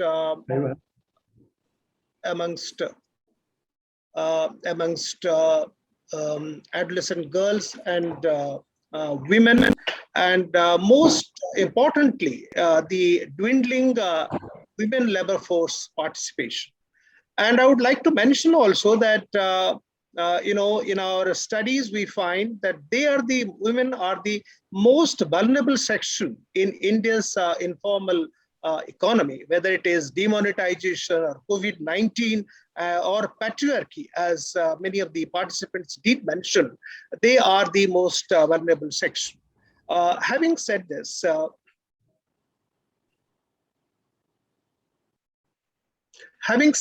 let me support my arguments with data. Some of the presenters did mention about this data, but what is very important here to mention that in terms of maternal mortality rates, as you would see, that while most of the developed countries out of 1 lakh, it is a single-digit figure. In case of India, it still is about 174. And on labor force participation, you see a huge asymmetry. Even countries like China, you'll find that as against male about 76%, the female force participation is about 65. In case of India, it is about 23.8. One of the participants did mention that from 2005, when it was around 30%, it is dwindling very sharply. This is the gender gap report. Again, reinforces the point which the gender inequality report mentions. It does bring out the asymmetry in labor force participation, in literacy rate, representation of women in parliament, and women in senior positions. But this is something which I thought I'll just spare a little thought on. If you take 3 parameters, the infant mortality rates, when we talk of women, I think you can't disentangle the children. So you'll find that between 2015 to 16, when the last survey was done, and in 2019-21, for which we have the figures, you find that the reduction in the infant mortality rate has been rather very low. Anemia, particularly amongst women, you find that it has actually increased from about 53% to about 57%. And Odisha shows a very disquieting trend. You'll find that it has increased from 51% to 65%.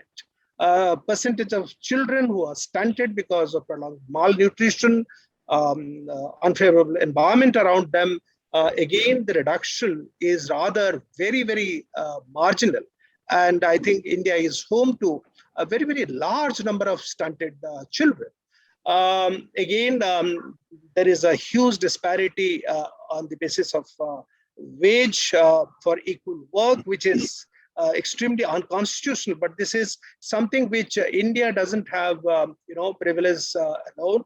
Most of the countries, even countries like Japan, United States, you find huge wage asymmetries. This is something which I'd like to, highlight. Most of my work is related to nutrition. And this is a report which was issued by the UNICEF in 2013-14. And you'll find that, close to 62% of adolescent girls between the age of 15 to 49 continue to be extremely slim or severely slim. This is not out of choice, but it is largely out of malnutrition. And the comparable figures for boys is just about 30%. So there is a huge asymmetry in terms of, malnutrition amongst adolescent girls. The concept of gender budget was actually brought to the table by Professor Debbie Budlender in 2002. She was the first person who challenged that budget policies and budget are really not gender neutral in effect.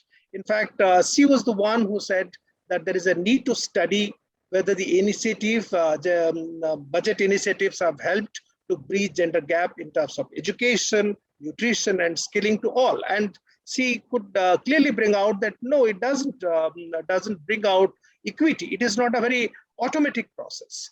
Professor Lekha Chakrabarti, who has been working on gender budget since 2005. This is the year in which gender budget was introduced in India. She mentioned that this is a fiscal intervention which translate commitments to fiscal commitments by applying gender lens to identify processes, resources, and institutional mechanism. And Odisha, interestingly, is a forerunner in issuing gender budget statements. And this is the kind of money that we spend on gender related schemes. It's around 4.5%. Let me spend a little time on the gender budget of Odisha, and you'll find that one of the very, very important missions that the present Chief Minister has been working on has been Mission Shakti. And let me spend a little time on this particular mission. As you know that this is a mission for strengthening livelihood initiatives, establishing market linkages, and linking with formal financial institutions for deepening financial inclusion. And about 70 lakh women and about 6 lakh SSGs are involved. And very interestingly, a few days back, the Chief Minister has also announced that in the next 5 years, he has promised an allocation of almost 5,000 crores. And very importantly, he has also said that about 50,000 crores would be earmarked as bank credit, and about 1,200 crores, more than 1,200 crores should be earmarked for interest subvention. And if you see some of the research findings, there has been concrete improvement, particularly in the in pisciculture, and you find that earning, particularly in Barampur district, one of the research findings very clearly shows that yes, about 83 crores has been earned by women in about 2 years, and government has given a subsidy relief. But there are certain fault lines we also see in the project in Mission Shakti. One of the studies which was done in 2014 in 3 districts of Ganjam, Gajpati, and Puri, it clearly showed that about 30 to 40% of women actually didn't get any loan. And most of the bank linkages were for opening of bank accounts. Like Jandhan, you find that almost 40% of the accounts are having no balance. Then there's a wonderful study by Raspal and Tamang in 2020. There's a wonderful study in Balasore. It's a SAGE publication. They find that there is a huge difference between tribal and non-tribal districts. And they also find out that there's a massive dependency on mediators for marketing of products. And they very strongly suggest there is a necessity for institutions to improve the gamut of services by providing large amount of loans. And they also say that we should facilitate product marketing and promote group activities. They find that most of the activities are actually very individual oriented. I mentioned about COVID-19. Some of these studies very shockingly bring out how there has been a huge increase in incidents of domestic violence. And the studies also saw that there is a severe drop in income of women, 63% increase in unpaid works. So as I mentioned in the first slide, that they are the most vulnerable section whenever there has been economic crisis. This is the experience globally of gender budgeting. But very interestingly, you'll find that most of the countries do have a very single focus on gender budgeting. For instance, Japan spends lots of money to ensure that there is very little female harassment at workplace. Mexico almost eliminated cervical, ovarian, breast cancer because they gave priority to that. In Italy, for every gender budget, they include women in the process. So most of the global experience has been rather edifying. This is what Esther Duflo and Abhijit Banerjee in a recent research study have brought out. They very strongly believe that placing women in leadership position can change expenditure discussion. And they also say that we must integrate gender budget to outcome budget. We have at the in every budget there is an outcome budget. So they said that linkage is not properly exercised. And they also said that there is a necessity to have gender disaggregated data if you want to have a good discussion. They also find that equality, accountability, transparency, and participation has been rather few and far between. And they emphasize the importance of training. I have the last two slides to mention. Hewitt and Amartya Sen in a study, they very strongly believe that it is only through political will that will ultimately ensure successful mainstreaming of gender concerns. Madam Draupadi, who has been nominated as the president, essentially is a reflection of the political will. And Jeffrey Sachs, who has been a pioneer of Millennium Development Goals, he very strongly believes that it has to be, every movement has to be society-led, where the government, the corporate, the NGOs and community are partners, and not just leave it to the government. Then the other very important thought I like to leave behind is the thought which was propounded by E.O. Wilson when he mentioned that we have stumbled into the 21st century with a Stone Age emotion, medieval institutions, and godlike technology. And very interestingly, in Angul, in the Angul district, Asitha Munjal, in a very interesting research article, has brought out how they have used smart technology to bring down malnutrition.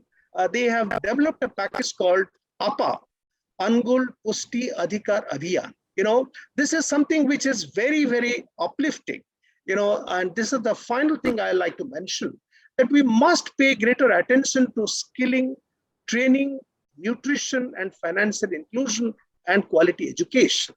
While social mores cannot be transferred by fiscal fiats, but a proactive finance commission will help matters. And I'll just go back to what Asamaglo had written in his wonderful book, Why Lessons Fail, the role of institutions, whether the institutions are inclusive or extractive. So one of the things that you manifest in an inclusive society is whether women have property rights, or you have an extractive society which believes in crony capitalism. And finally, I would like to mention that the most important thing in a liberal democracy would be market regulation and shared prosperity in which men and women are equal partners. Thank you very much. Thank you very much, Dr. S.N. Mishra, for that excellent academic, scholastic presentation of yours. Very useful for the policymakers of the government. Thank you very much once again. Now I request Dr. Bijay Mishra, who is in the United States now, and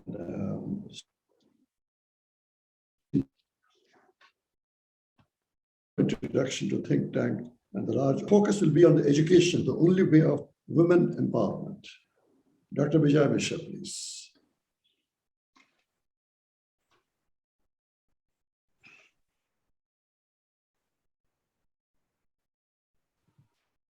ଆପଣ muted ଅଛନ୍ତି madam.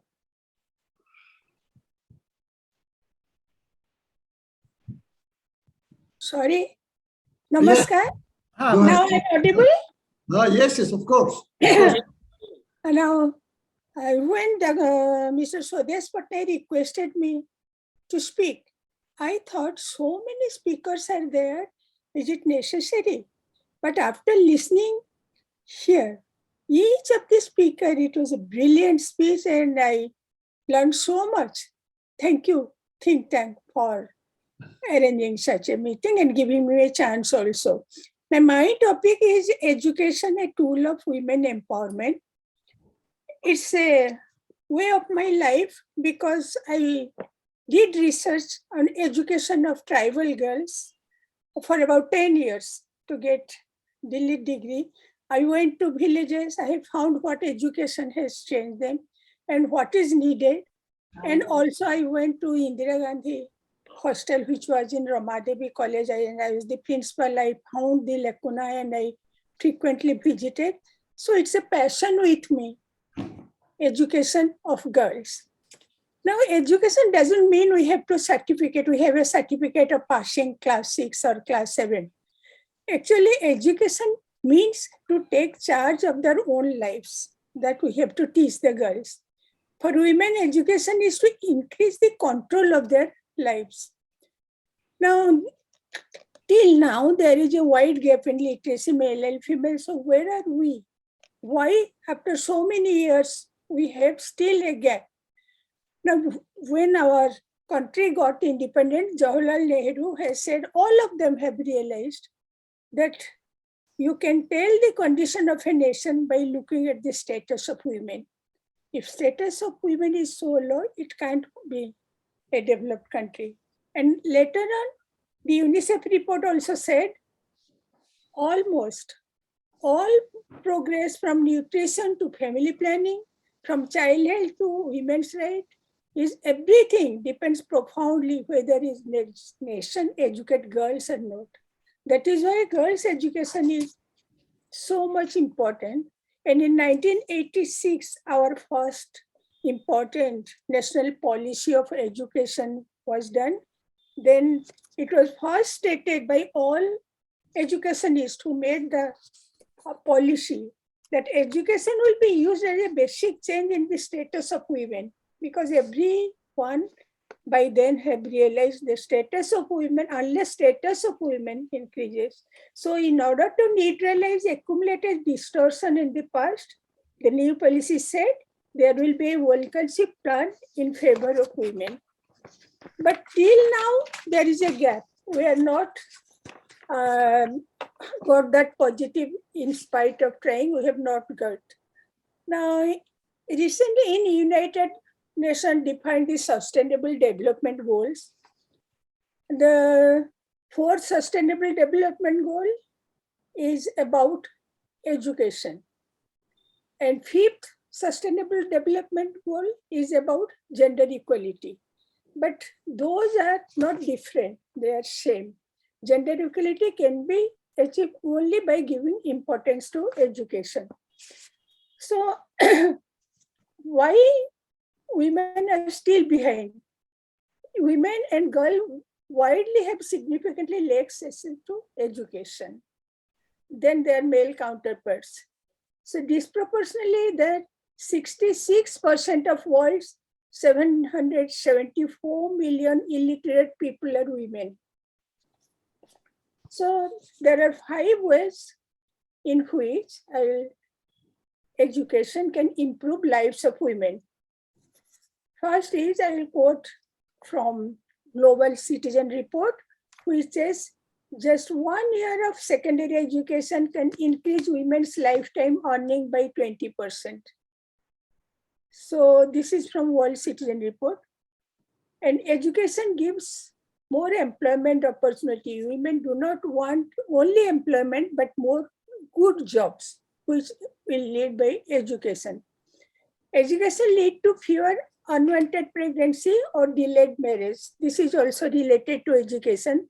1 of every 5, that World Citizen Report said, 1 of every 5 women worldwide is married before age of 15. The situation is like till now. This can be removed by education. Education improves women's health. In South African countries, women are 2 times more likely to contract HIV/AIDS than men. In Uganda in 1990, the nation was successful in dramatically decreasing HIV contraction by increasing higher secondary school enrollment of girls. These are facts, how education can improve the health status. And education increases women political participation. A study by Jemba State in Nigeria University has shown the direct relationship between women's educational attainment and political participation. When they are educated, they will take political participation. So, in short, the dimension of women empowerment for me, not to only read in schools and colleges, but there are 5 facts. Economic empowerment. Economic empowerment means the women work hard in outside home and inside home, but the very negligible portion of family income they have to spend. I'm giving an example. One sweepress comes to my house to clean that. I give him some money, extra money, because he belongs to municipality employee. But one day she was crying. She was saying that, Ma, yesterday you gave me money, but my son is taking drugs. He snatched away all the money from me. So even if she has some income, extra income, she is working hard, she is not able to spend for herself. So what can we do? Either we'll put in half bank, or we'll ask their organization to put their salary in their bank. So in that way, they should have the power to spend what they're earning and working hard. This is about economic empowerment. And social empowerment, women should be taught to exercise assertiveness in collective decision making in the family. What will be done? Family's decision always depends on men, not women. But they should participate actively in socio-economic activities. So how will they know? How will they know what is the decision making in being, what are the opportunities? 7 minutes over, madam. Or this, my suggestion will be, there should be women in village committee. Village committee, there are only men, but women should be there who can take part in decision. And about physical empowerment, women's physical work is not considered. She'll be working hard at home, cooking and doing cleaning, everything. But recently, ILO has even defined which work means how much income.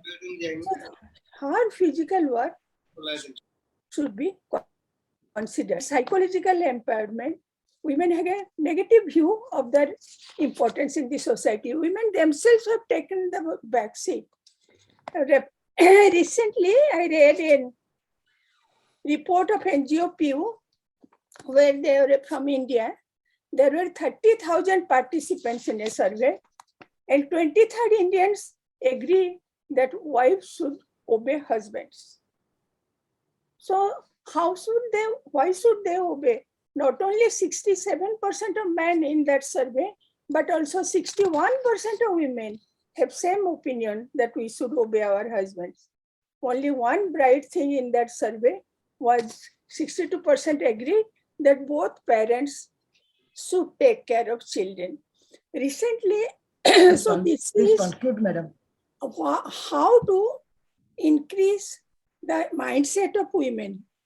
Recently, I read a short story by Gopinath Mohanty, the famous writer. The name of the story is Gupta Ganga. It's such a nice story. He has said that one person, he neglected his wife. He took a second woman, spent entire money on her. This woman, first wife, had 2 small children to fend for herself. So she was working hard to feed them, couldn't do. Gradually, the situation is so bad. Those village people said, why don't you go and file a case? You will get maintenance. So he went to court and filed a case. Then the judge, both sides, the evidence were taken. Then the judge decided that you will pay her 40 rupees per month to fend for the children. It was decided. After 1 year, he didn't pay any money. Then again, people said, you go to court, and said the judge that you have not got the money. She went to the court and everything was done. The judge was very sympathetic. He found that she has become very thin, children have become worse. So he ordered her husband to put in the jail. But wife says, what? My husband will go to jail? Whatever you say, all right, don't put him in jail. So she wrote I have got all the money. So this is how people respect their husbands. Even if they will suffer, they won't allow them to be punished. So it is our duty, the educated women, to get them empowered or get them know about their rights. And what are the whole hobbies facing in the path of women empowerment? One is poverty. Because of poverty, they have to work. I was working in Kargil Basti in airport, near airport area. I have found that mostly the people are laborers who come from different states and work in the construction work. So I was trying because the children were not going to school. So I took the community room and started a school, informal school. I taught them alphabets, and then after I thought I will put them to government school. That gradually I found the number of students decrease. Then I sent the teacher to their houses and said why they are not coming, particularly girls. Then the teacher said that they are not coming because she is alone. She is looking after the sibling. Both husband and wife have gone for work. So what will she do? She has to take care of siblings. She has to cook because both her parents have gone to construction work. So Madam, I kindly conclude, madam. It is getting late. 1 minute? Yes. So I felt the solution will be there should be crates to keep the children at home. We have some suggestions. So and so that, and I have seen, I have gone to villages in Baripada where the students reading in schools, they work in construction of road because during summer vacation, so that they will keep some money to buy their books. So the solution will be they should be provided free books. There are Adivasi hostels, food is free, but book is not free. And like early marriage, they are also getting early marriage, so they should be taught no marriage like now. And these are few points I think we should discuss. That incentive. Another experience I just shared, I went to a village, then that girl has discontinued after class 8. I said, why you are not going to school? Because the high school is at a distance of 5 kilometers. At a 5 kilometer radius, there will be high school. Then I said, but free bicycles are given to you in these schools. That schools are given in class 10 only, but now they are not giving us cycles. So we should tell that if the class, after class 7, after their middle school, if they are going to high school, then they will be given cycles. Like government has provided so many provisions for them, they are not reaching to them. So we should go to the field and then found what can be done. There should be, particularly in a school, there should be more lady teachers, at least 50%, because they're not sending their girls to school because the male teachers is misbehaving with them. Why can't we have 50% of schools only for lady teachers and also residential school for girls? So these are my proposal, which if we do, definitely girls' education will improve. And the last one, my last word will be, there will be meeting of mothers, women or girls in village temple or sermon twice a month, so that they will learn what is being provided to them with government officials being present there, they can show. So empowerment of women doesn't need only just getting degree or reading in school, but also knowing what is being given to them and taking charge of their lives. Thank you very much. Thank you very much. Thank you for giving me a chance to speak my heart out. Yes, of course, absolutely. Thank you. Absolutely. Speaking from United States all the way, it's understandable very well. Thank you very much, Mrs. Mishra, for this excellent constructive ideas. Now, I will request Dr. Jagadananda, who needs no introduction, to make his presentation. And Dr. Jagadananda, please. Thank you, sir. Thank you, sir. You know, before it becomes a UGC seminar, when there is no audience, but professors are struggling to present their case for a, for a credit in their CV, I would like to really thank all of you and, for really finding a topic so relevant at this point of time. What do I say? You see, I would like to share the difference between the rhetoric and the reality in the participatory governance realm in the state of Odisha. Beautiful state. After the 73rd, 74th constitutional amendment, reservation in favor of women is at the highest peak level. Today, in Odisha, out of 30 Jilla Parishads, 21 are led by women out of 30, which is a big number. At the block level, out of 314 blocks, we have block leaders, women leaders are maybe in 209 blocks, which is also a big number, 2/3. At the panchayat level, if you see that number, out of, let's say, 6,794 panchayats, the sarpanch, the head of the panchayat, the women-headed panchayat are almost like 3,824, right? More than 50%. And altogether, we have 57% women in the panchayat bodies, from leadership to the membership level. Very big number. Wonderful, right? So it's moving actually. The state is moving. In rhetoric, it's moving. At the urban local bodies, let me take Bhubaneswar case. Out of, let's say, 67 wards, 41 wards are led by women, including a mayor who is a woman. So in BMC, in Bhubaneswar Municipal Corporation, almost there are about 61% women who are leaders in respective wards actually. So what does it mean actually? When 57% in the rural, local bodies, panchayats, 61% in the urban bodies, especially in the state capital, out of 4 mayors in this state, 3 are women. I think, it's a great number actually. It's a great number.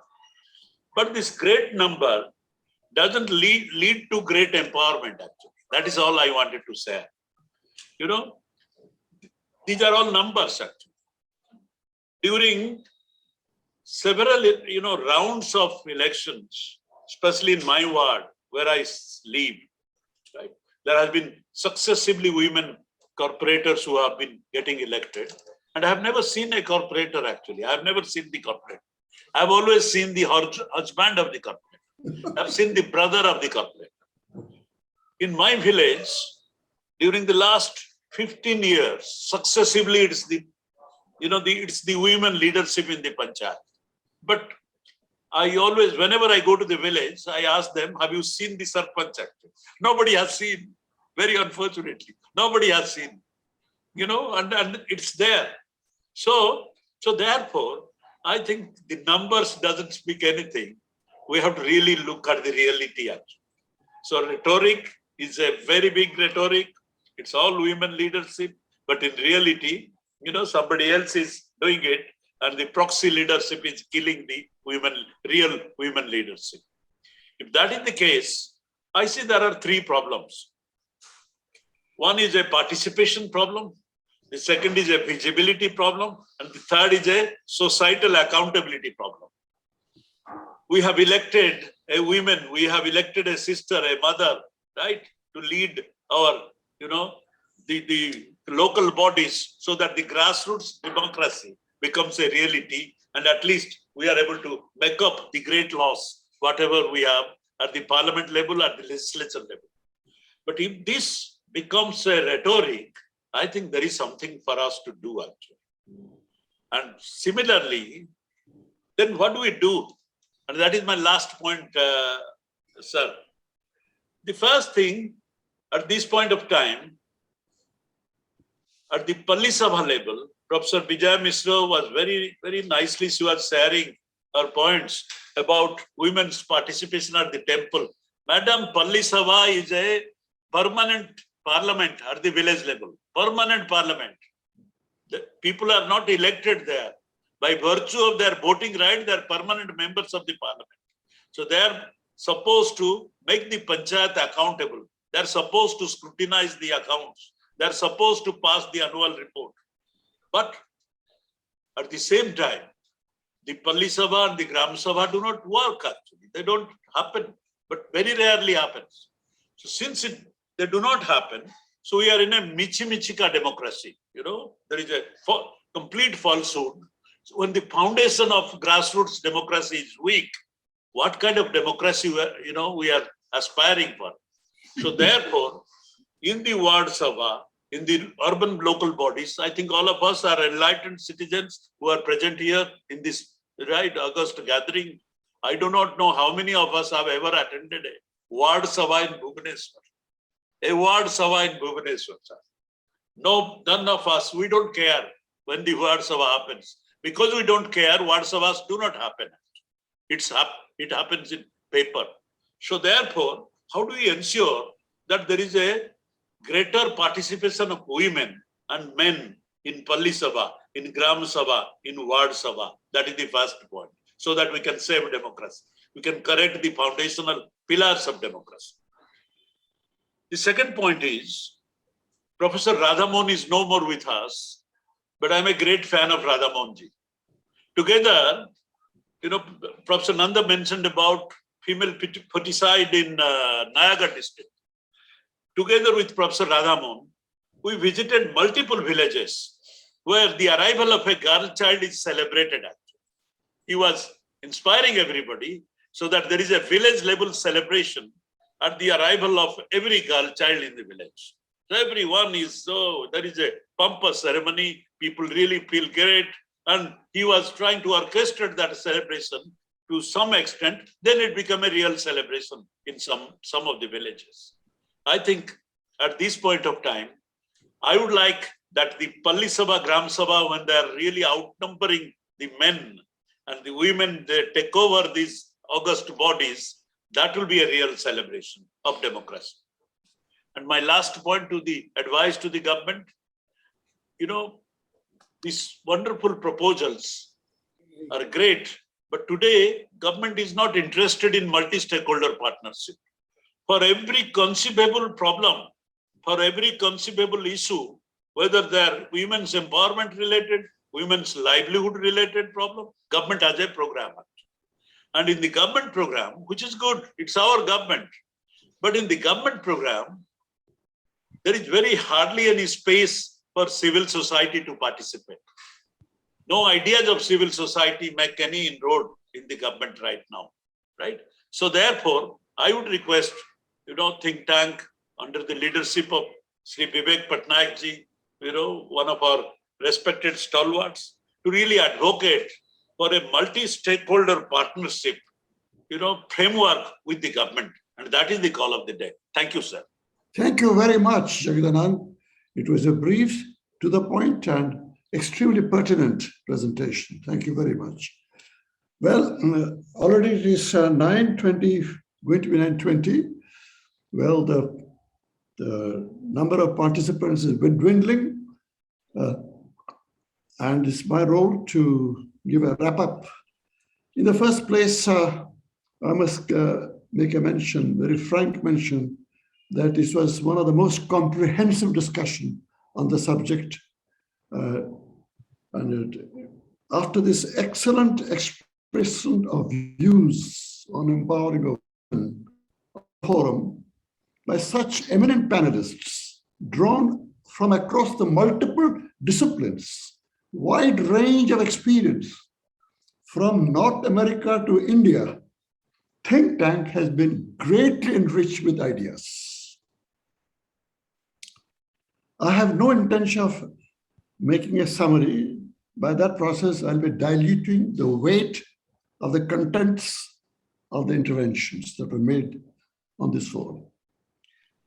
I mean, being a student of history, I can only recall The history has shown, also mythology has shown, how women were important, right from the time of Lakshmi, Parvati, Durga, Kali.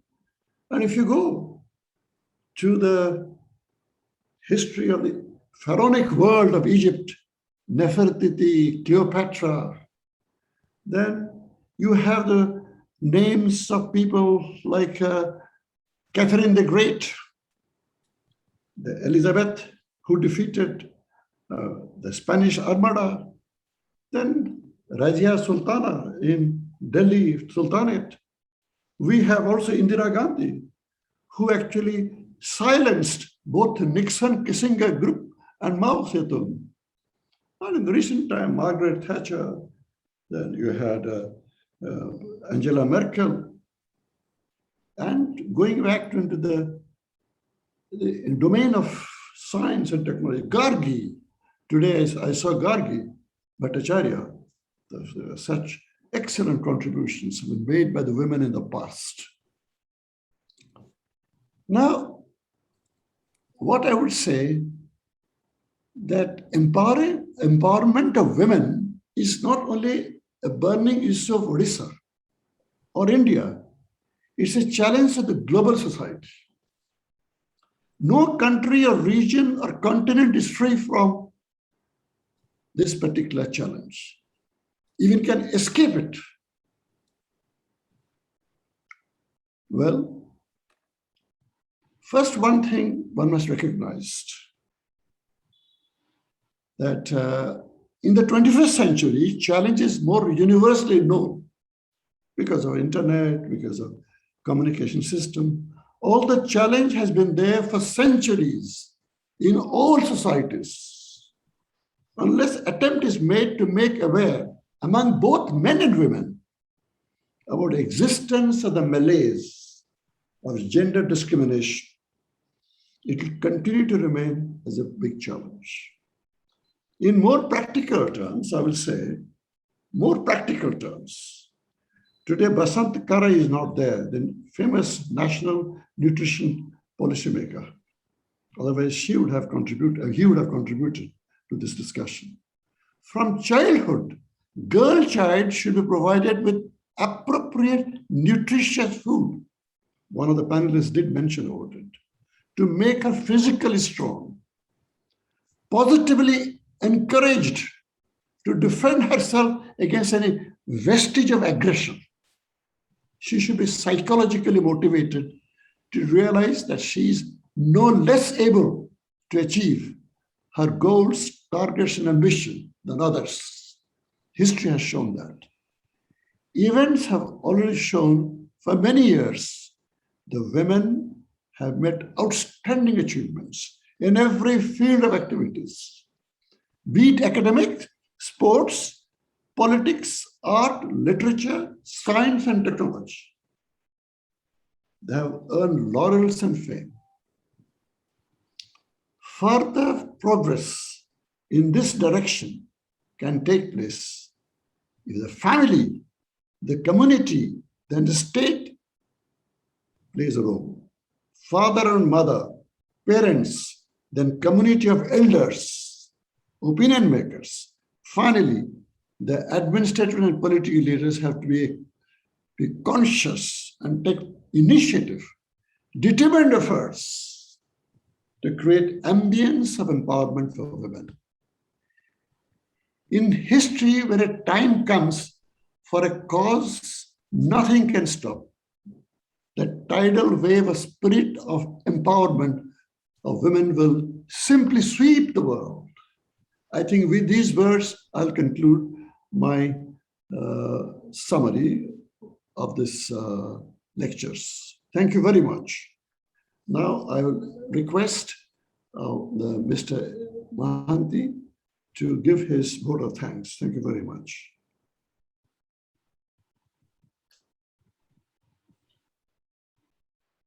Mr.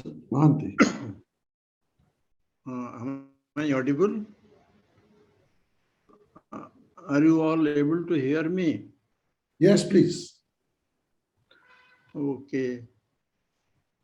see, we have already exceeded 20 minutes, and then participants also have reduced from 48 to now 28. So this is how all have been tired, but it is my pleasant duty to propose a vote of thanks to all the people who have contributed to the success of today's webinar. You see, this is our 75th webinar, rather discussion, and Sudesh Babu has been planning for this panel discussion for last 1 month or so. He has collected panelists from California, Toronto, New Delhi, and of course Bhubaneswar. And it is a very, very hard task which he has done. And apart from introducing the panelists, he has been helping the moderator also. And in fact, he was moderating the moderator. And we are indeed very, very grateful to him and for this wonderful discussion today. He has been ably helped by our president and vice president. Unfortunately, president is sick, so he could not participate today. But our vice president has been all through. So we offer a vote of thanks to all the three. We had 11 panelists. Out of them, most of them are women, excepting probably 3 gentlemen. I need not spell out their names because the time is short. You know all of them. Each of them has done very wonderful work in his or her profession, and all the panelists have contributed very nicely to the discussion today. You see, our discussion today has got a very lucky coincidence because only a couple of days ago, Madam Mumru has been nominated for President's Rashtrapati Ji.